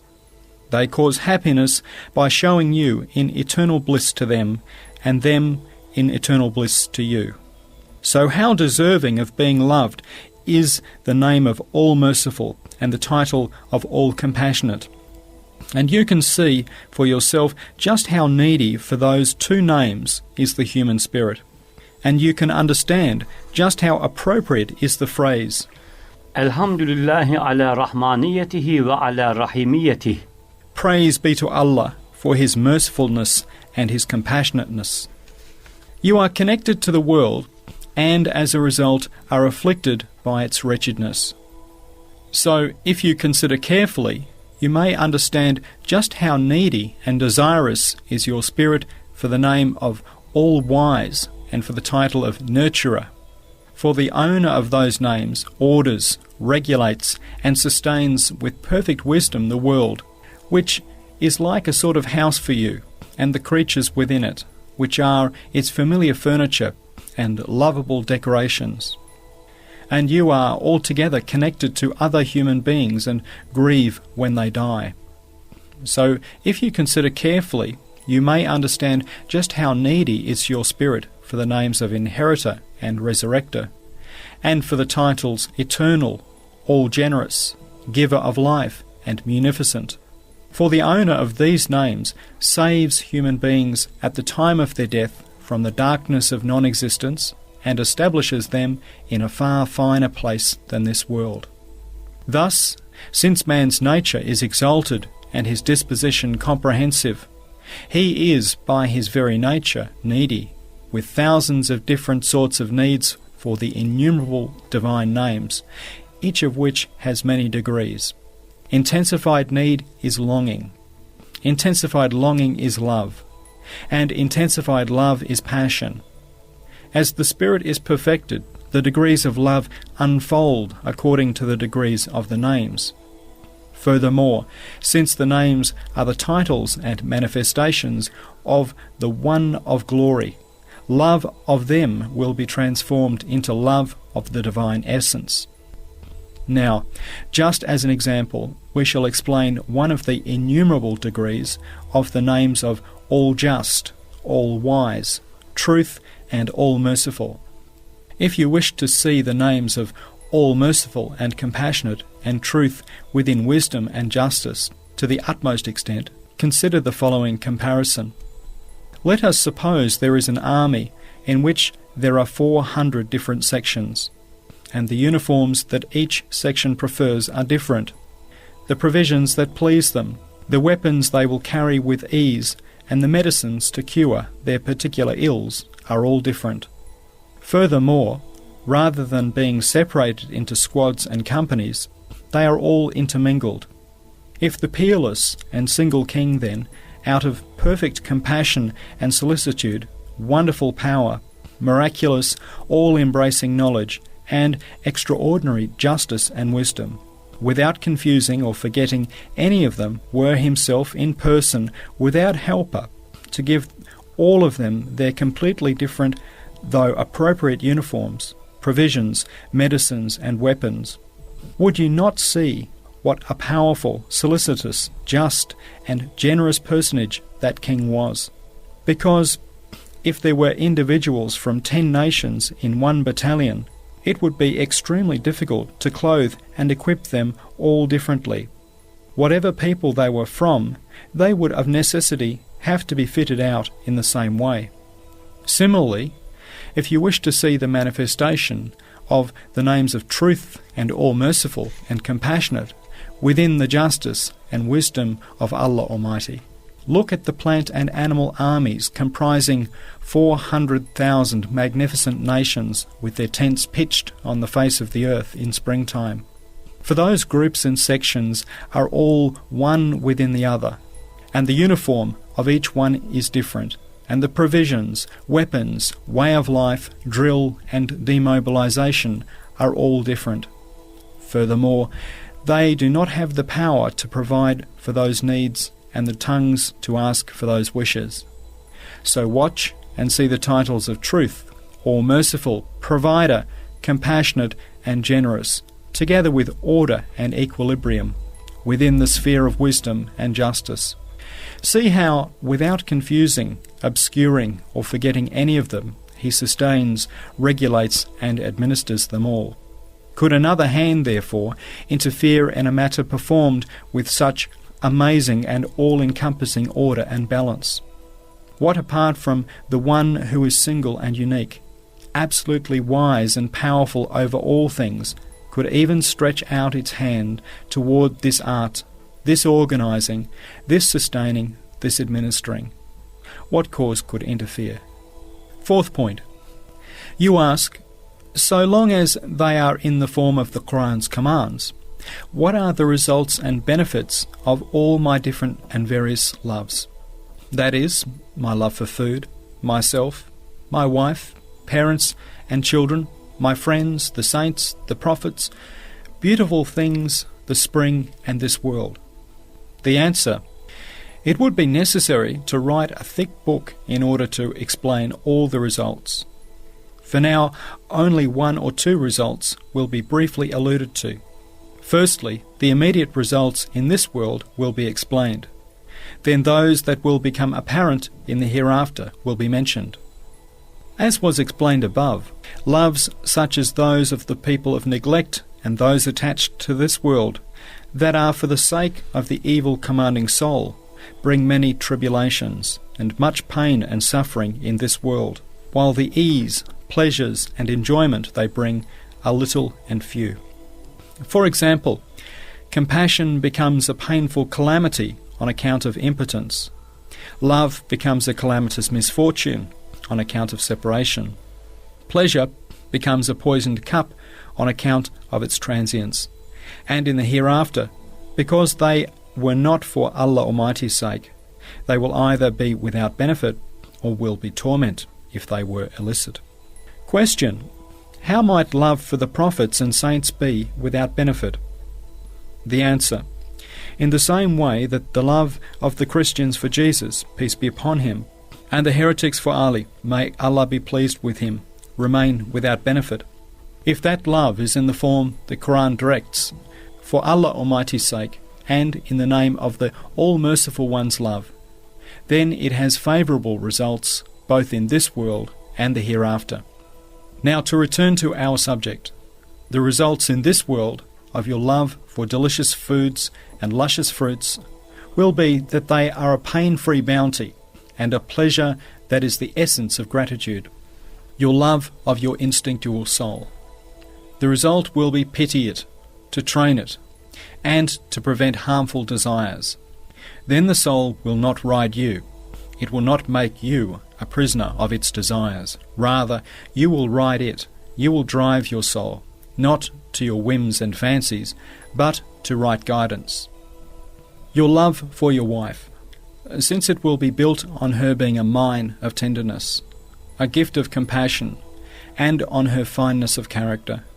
If you have sincere love and affection for her, she too will have earnest love and respect for you. As the two of you approach old age, these sentiments will increase. You will pass your life happily. But if it is otherwise, if it is love of a pretty face and for the sake of the instinctual soul, then that love will be quickly destroyed, and so too will be good relations. Your love for your father and mother, since it will be for Allah Almighty's sake, it will be both worship and the older they grow, the more your love and respect for them will increase. If you earnestly desire and pray, with the noblest of sentiments and most manly zeal, that they will live far into old age, and even kiss their hands with sincere respect and say, "Let me gain even more reward on their account," it will obtain for you a most elevated pleasure of the spirit. But if it is otherwise, and for the sake of the soul and this world, when they grow old and approach the time of becoming a burden for you, if you show them with the most base and despicable sentiment that they are a nuisance, and then wish for their deaths of those respected people who were the cause of your life, it will be savage and grievous pain for the spirit. Your love for your children. As for love for those lovable, friendly creatures whom Allah Almighty entrusts to your supervision and upbringing, it will be a most happy love, a most happy bounty. Neither shall you suffer too much pain at their misfortunes, nor shall you cry out with despair at their deaths. As was stated above, you will say, since their Creator is both all-wise and compassionate, as far as they are concerned, that death is happiness. Moreover, concerning yourself, you will think of the mercifulness of the one who gave them to you, and you will be saved from the pain of separation. Your love for your friends. Since it is for Allah's sake, because separation from those friends and even their deaths will not be an obstacle to your conversing and your brotherhood, you will benefit from that immaterial love and relation of the spirit, and the pleasure of meeting will be permanent. If it is not for the sake of Allah, the pleasure of one day's meeting will result in the pain of 100 days' separation. Footnote: 1 second's meeting for Allah's sake is a year, whereas if it is for the sake of this world, a year is a second. Your love for the prophets and the saints. Since the intermediate realm, which seems to the people of neglect to be a dark, lonely and desolate place, appears to you as a stopping place, illuminated by the presence of those luminous beings. The fact that you will go there will not induce terror and fright, but, on the contrary, an inclination towards it and a feeling of longing. It will not drive away the pleasure of worldly life. But, if it is otherwise, if love for the prophets and saints is of the same sort as the love of the subscribers to modern culture for their idols and heroes, on thinking of the death and disappearance of those perfect human beings, and of their rotting in that mighty grave known as the past, it will add one more sorrow to lives that are already painful. That is to say, each will say to himself, I too will end up in the grave, which rots even such perfect men. Whereas, when they are seen from the first point of view, they are thought of with complete ease of mind, for they have discarded the clothes of their bodies in the past, and now their dwelling place is the intermediate realm, which is the waiting room for the future, and the graveyard will be seen as having a familiarity and friendliness. Your love for beautiful things. Since it is for the sake of the one who fashioned them, it will be in the manner of how beautifully they have been made. This love is pleasurable thought, and it causes the gaze of beauty-worshipping delight to see the more elevated and holy and 1,000 times more beautiful treasures of the degrees of Allah's beauty. This love opens up a way to those treasures because it transfers the eye from those beautiful works to the beauty of the divine actions, and it opens up a way from them to the beauty of the names, and from them to the one of glory's peerless beauty. It opens a way to the heart. Thus, if this love is in this form, it is both pleasurable, and it is worship, and it is thought. Your love of youth. Since you have loved it as a beautiful bounty of Allah Almighty, you have, of course, done so in worship. You have not drowned it in dissipation and destroyed it. Since this is the case, worship you have gained during your youth is the undying fruit of that transient state. As you grow older, because you will have obtained the enduring fruits, that are the positive aspect of youth, you will have been saved from its harm and excesses. Also, in old age, you will see that you have achieved success in performing more worship, and so will be more worthy to receive divine mercy. Unlike the people of neglect, you will not feel sadness for the pleasures of youth that lasted 5 or 10 years, then wail for 50 years, "Alas, my youth has fled." Neither will you be like one of them who said, ليت الشباب يعود يوما فأخبره بما فعل المشيب. "If only my youth would return one day, I would tell it of the woes old age has brought me." Your love for finely adorned exhibitions like the spring, since it is in the form of contemplating divine artistry, when the spring ends, the pleasure of the spectacle does not fade, for the meanings that the spring delivers, like a gilded missive, may be contemplated all the time. Both your imagination and time are like films in the cinema. They both cause the pleasure of that contemplation to continue for you, and they renew the spring's meanings and beauties. Your love, therefore, cannot be temporary and full of regret and pain. Rather, it will be full of pleasure and enjoyment. Your love of this world, since it is in the name of Allah Almighty, the formidable creatures of this world will be like familiar friends for you. Since you love it as the tillage for the hereafter, you will be able to find in everything capital or a fruit that will produce benefits in the hereafter. Neither will its disasters frighten you, nor will its transience and ephemerality trouble you. You will pass your sojourn in this guest house with the greatest of ease. But should you love it as the people of neglect do, then, as we have told you 100 times, you will drown and perish in a fruitless love, condemned to a depressing, crushing, and suffocating transitoriness. Thus we have shown only one subtle point out of the hundreds from each of the loves you enumerated. When they are in the form that the Quran directs, we indicated too 1/100th of the harm they cause if they are not in this way. Now, if you want to hear and understand the results of those loves in the eternal realm, in the world of the hereafter, the results to which the all-wise Quran points, with its clear and distinct verses, then we shall show briefly by means of an introduction and 9 indications the results 1/100th of the benefits of those various licit loves in the hereafter.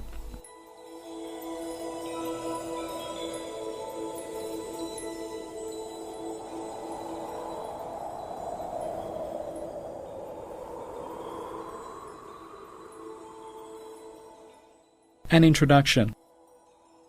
Allah Almighty, with His glorious divinity, His beautiful mercy, His mighty dominicality, His generous benevolence, His immense power, and His subtle wisdom, has equipped and adorned tiny man with many senses and feelings, limbs and systems, members and faculties, and subtle and immaterial aspects, so that through them he might cause man to perceive, know, taste, and recognize the limitless varieties and levels of His bounty, munificence, and mercy, and so that through these tools he might cause man to ponder over, know, and love the endless kinds of manifestations of His 1,001 names, just as each of man's great many members and faculties performs a completely different service and worship. So too does each of them have completely different pleasures, pains, duties, and rewards. For example, the eye beholds the beauty of forms and the varieties of the beautiful miracles of power in the world of things seen. Its duty, taking its lesson from these, its gratitude to its Maker, the pleasures and pains peculiar to sight unknown. There is no need to enlarge upon them. And, for example, the ear perceives the various sorts of sounds and their melodious songs, and the subtle instances of Allah Almighty's mercy in the world of things heard. Its worship, pleasures and rewards are all different. And, for example, the sense of smell perceives the subtle instances of mercy within the realm of sense. It has a duty of gratitude and pleasure peculiar to itself. And, of course, it has a reward too. And, for example, the sense of taste in the tongue, through appreciating all the tastes of foods, it performs its duty with a truly diverse thankfulness, and so on. All man's faculties, including his important subtle aspects, such as the heart, intellect and spirit, have quite distinct duties, pleasures and pains. Thus, Allah Almighty, the possessor of absolute wisdom, will certainly give suitable recompense to each one of those faculties which He employs in human beings. Everyone may perceive with his conscience the immediate results in this world of those numerous varieties of love, as was explained above, and they may be confirmed through experience. As for the results in the hereafter, their existence and reality have been conclusively, though briefly, proved by the decisively clear 12 proofs of the 10th word, and by the 6 self-evident fundamental points of the 29th word. They are also clearly demonstrated in detail by the distinct verses and the explanations, allusions, symbols and indications the all-wise Quran, which is أصدق الكلام وأبلغ النظام كلام الله الملك العزيز العلام, the most truthful of all words, most eloquent in its order, the word of Allah, the Lord, the Mighty, the All-Knowing. There is no need to present more extensive proofs. In any case, there are further proofs in other words, in the second station of the 28th word, which is about paradise and is in Arabic, and in the 29th word. First indication. According to the Quran, the result in the hereafter of licit and thankful love for delicious foods and fruits is again delicious food and fruit, but in the form appropriate for paradise.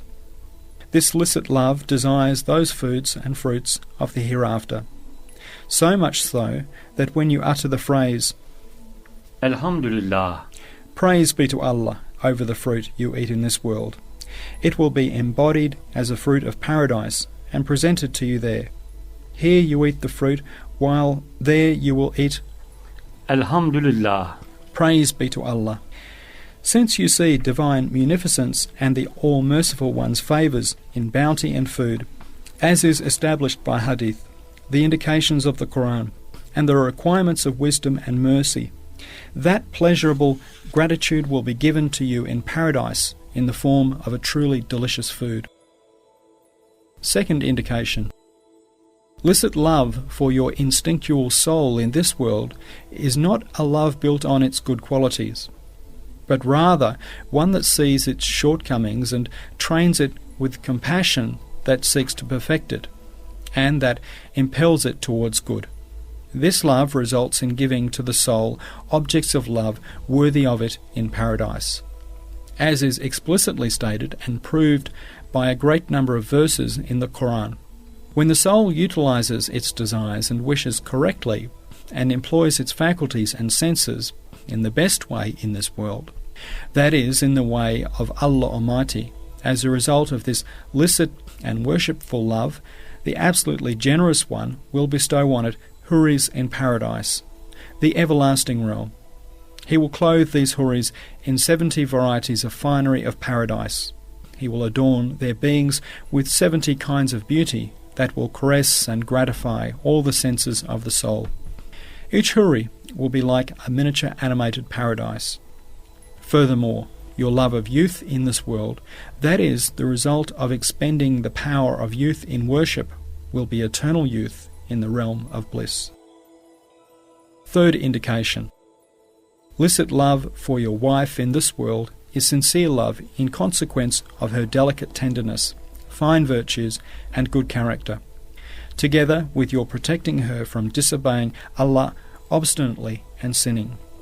The absolutely merciful One has promised that as a result of this licit love, your wife shall be given to you as an eternal wife in the hereafter, the realm of bliss. She will be in a form more beautifully adorned and attractive than the Houris. You will relate to one another in delight your former adventures in the world, bringing to mind old memories. She will be an intimate, gracious and eternal friend, who loves and is beloved, and most certainly that which he promises shall definitely be given. Fourth indication. The result of licit love for parents and children is this. According to the Quran, the most merciful of the merciful will bestow on that happy family, even though their stations may be quite different, the pure pleasure of each other's company in the everlasting realm.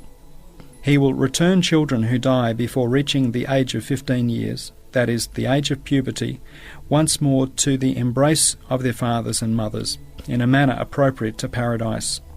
They will be most beautifully adorned and lovable, in the form of the children of paradise, who are known as Wildanum mukhalladun, immortal youths. He will gratify their child-cherishing sentiments and will give them that pleasure and delight eternally. Since those children had not reached the age of responsibility, they will remain eternally as lovable and sweet children. Every pleasurable thing in this world will be found in its highest form in paradise. Some people surmise that since paradise is not appropriate for reproduction, there will be none of this cherishing of children, which is so sweet, that is the pleasure of loving and caressing them. But it will be there too, and in the most delightful and sweet form.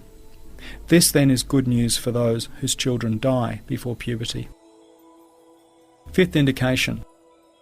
The result of love for righteous friends in this world, according to the decree of Al-Hubbu fillah, love for Allah's sake, is, as the Quran states, ala sururim mutaqabilin, facing one another on thrones of happiness. Allah Almighty will seat them on the chairs of heaven facing one another. He will cause them to meet with their friends, pleasantly, agreeably and sweetly. They will enjoy themselves recounting their old memories and adventures in this world, with a pure love and companionship that will not be subject to separation. Sixth indication. The result of love for the prophets and saints is as the Quran explains.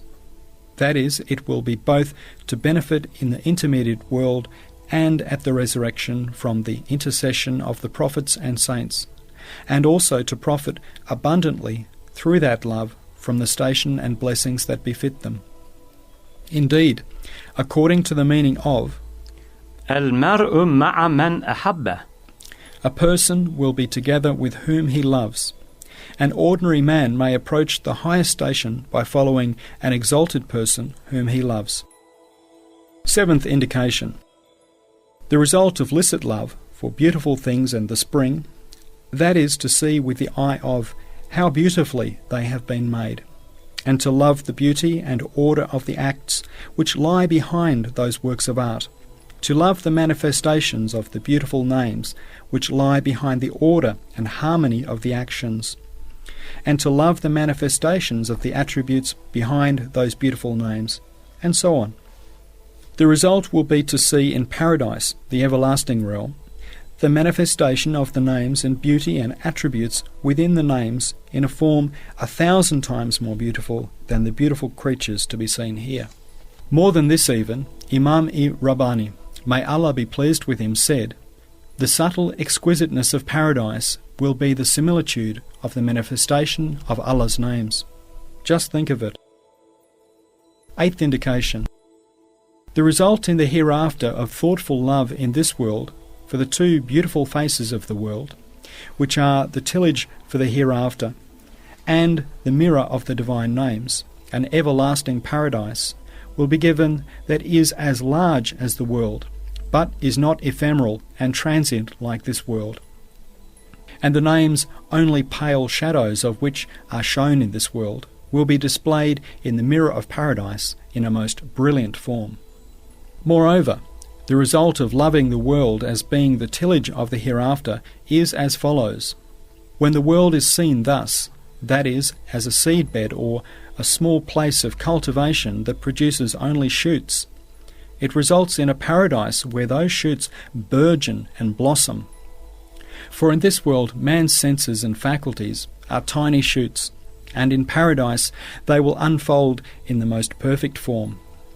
And his abilities, which are here like tiny seeds, will be given to him there in a form that will blossom with all sorts of delights and perfections. This is proved by the indications of the Quran and by Hadith, and is necessitated by mercy and wisdom. For it is not blameworthy love of the world, which is the source of every fault, but love of its two faces that look to Allah's names and to the hereafter, and is for the sake of the names and the hereafter. It is to cultivate those faces with thoughtful worship, as if taking the whole world as the means for worship. It is therefore most definitely necessitated by mercy and wisdom that a reward should be given that is as large as the world, and one who through the love of the hereafter has loved its seedbed, and through love of Almighty Allah has loved the mirror of his names, will most certainly desire a beloved like the world, and that too will be a paradise as great as the world. Question: what is the use of such a vast and empty paradise?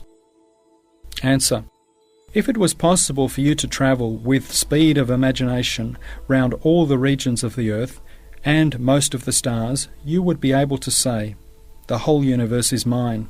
The fact that the angels, other human beings and the animals share the world with you would not quash your claim. In the same way, if paradise is thus full, you would be able to say, paradise is mine. The meaning of the hadith: a 500-year paradise will be given to some of those in paradise, has been explained in the 28th word and the 20th flash, the treatise on sincerity. Ninth indication: the result of faith and love of Allah. It is proved by the consensus of the people of unveiling and verification, by certain hadith, and by the Quran, that 1,000 years of happy life in this world is not worth 1 hour of life in paradise, and that 1,000 years of heavenly life is not worth 1 hour's vision and contemplation of the All-Glorious One, who possesses incomparable beauty and perfection. Footnote: included in the hadith is the following: that vision far surpasses all the other delights of paradise, so much so that it causes them to be forgotten. And after the vision, the loveliness and beauty of those who experience it will have increased to such a degree that when they return, it will be only with difficulty and scrutiny that their families in their mansions will recognize them. Everyone may perceive in his conscience a great longing for the vision of a personage famous for his magnificence and perfection, like the Prophet Solomon, peace be upon him, and a great yearning to behold the personage distinguished by his beauty, like the Prophet Joseph, peace be upon him.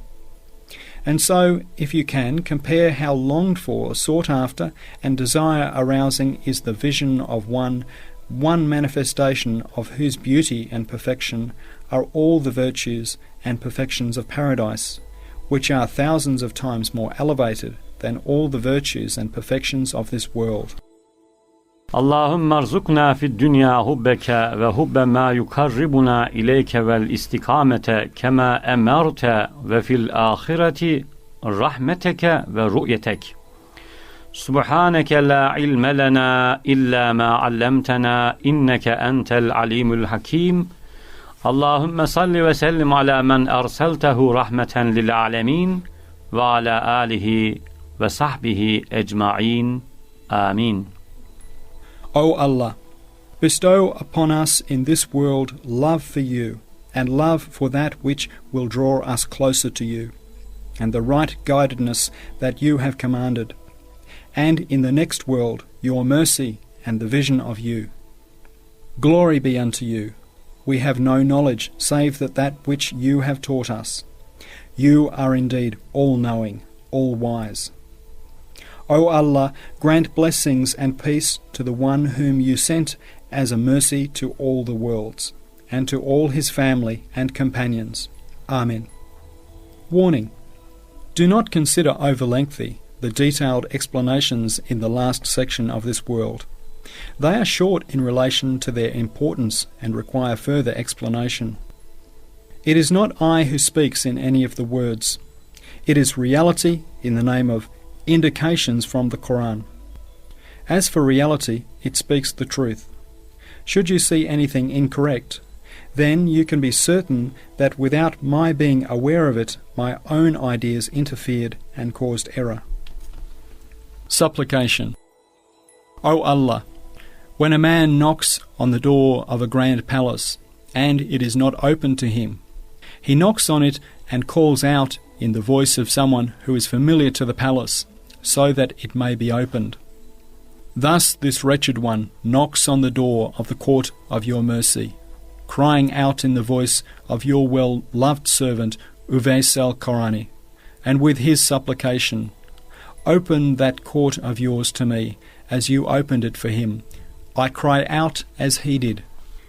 أقول كما قال إلهي أنت ربي وأنا العبد وأنت الخالق وأنا المخلوق وأنت الرزاق وأنا المرزوق وأنت المالك وأنا المملوك وأنت العزيز وأنا الذليل وأنت الغني وأنا الفقير وأنت الحي وأنا الميت وأنت الباقي وأنا الفاني وأنت الكريم وأنا اللئيم وأنت المحسن وأنا المسيء وأنت الغفور وأنا المذنب وأنت العظيم وأنا الحقير وأنت القوي وأنا الضعيف وأنت المعطي وأنا السائل وأنت الأمين وأنا الخائف وأنت الجواد وأنا المسكين وأنت المجيب وأنا الداعي وأنت الشافي وأنا المريض فاغفر لي ذنوبي وتجاوز عني واشف أمراضي يا الله يا كافي يا رب يا وافي يا رحيم يا شافي يا كريم يا معافي فاعف عني من كل ذنب وعافني من كل داء وارض عني أبدا برحمتك يا أرحم الراحمين وآخر دعواهم أن الحمد لله رب العالمين. O Allah, you are our sustainer, for we are mere slaves. We are powerless to sustain and raise ourselves. That is to say, the one who sustains us is you. It is you who is the Creator. For we are creatures, we are made. It is you who is the Provider, for we are in need of provision. We have no power. That is to say, the one who creates us and bestows on us our provisions is you. It is you who is the owner, because we are totally owned property. Someone other than us has the power of disposal over us. That is to say, it is you who is our owner. And you are mighty. You possess grandeur and sublimity. As for us, we look to our baseness and see that there are manifestations of a mightiness on us. That is to say, we are mirrors to your mightiness. And it is you who is the possessor of absolute riches, because we are utterly wanting, and riches are bestowed on us that our indigent hands could not obtain. That is to say, it is you who is rich, the one who gives is you, and you are the ever-living, ever-enduring one, because we are dying, and in our dying and in our being resurrected, we see the manifestation of a perpetual giver of life. And you are ever-enduring, because we see your continuation and perpetualness in our demise and transience. And the one who responds to us and answers us, the granter of gifts, is you. For all of us beings, We are ever crying out and requesting, entreating, imploring by tongue and by state. And our desires are brought about, our aims are achieved. In other words, the one who answers us is you. So forgive me my sins and bear with me and heal my ills, O my Allah. O all-sufficing one, O sustainer, O faithful one, O most compassionate one, O healer, O munificent one, O forgiving one, pardon all my sins and grant me health from all sicknesses, and be pleased with me for all eternity. Through your mercy, O most merciful of the merciful. And the close of their prayer will be, all praise be to Allah, the sustainer of all the worlds.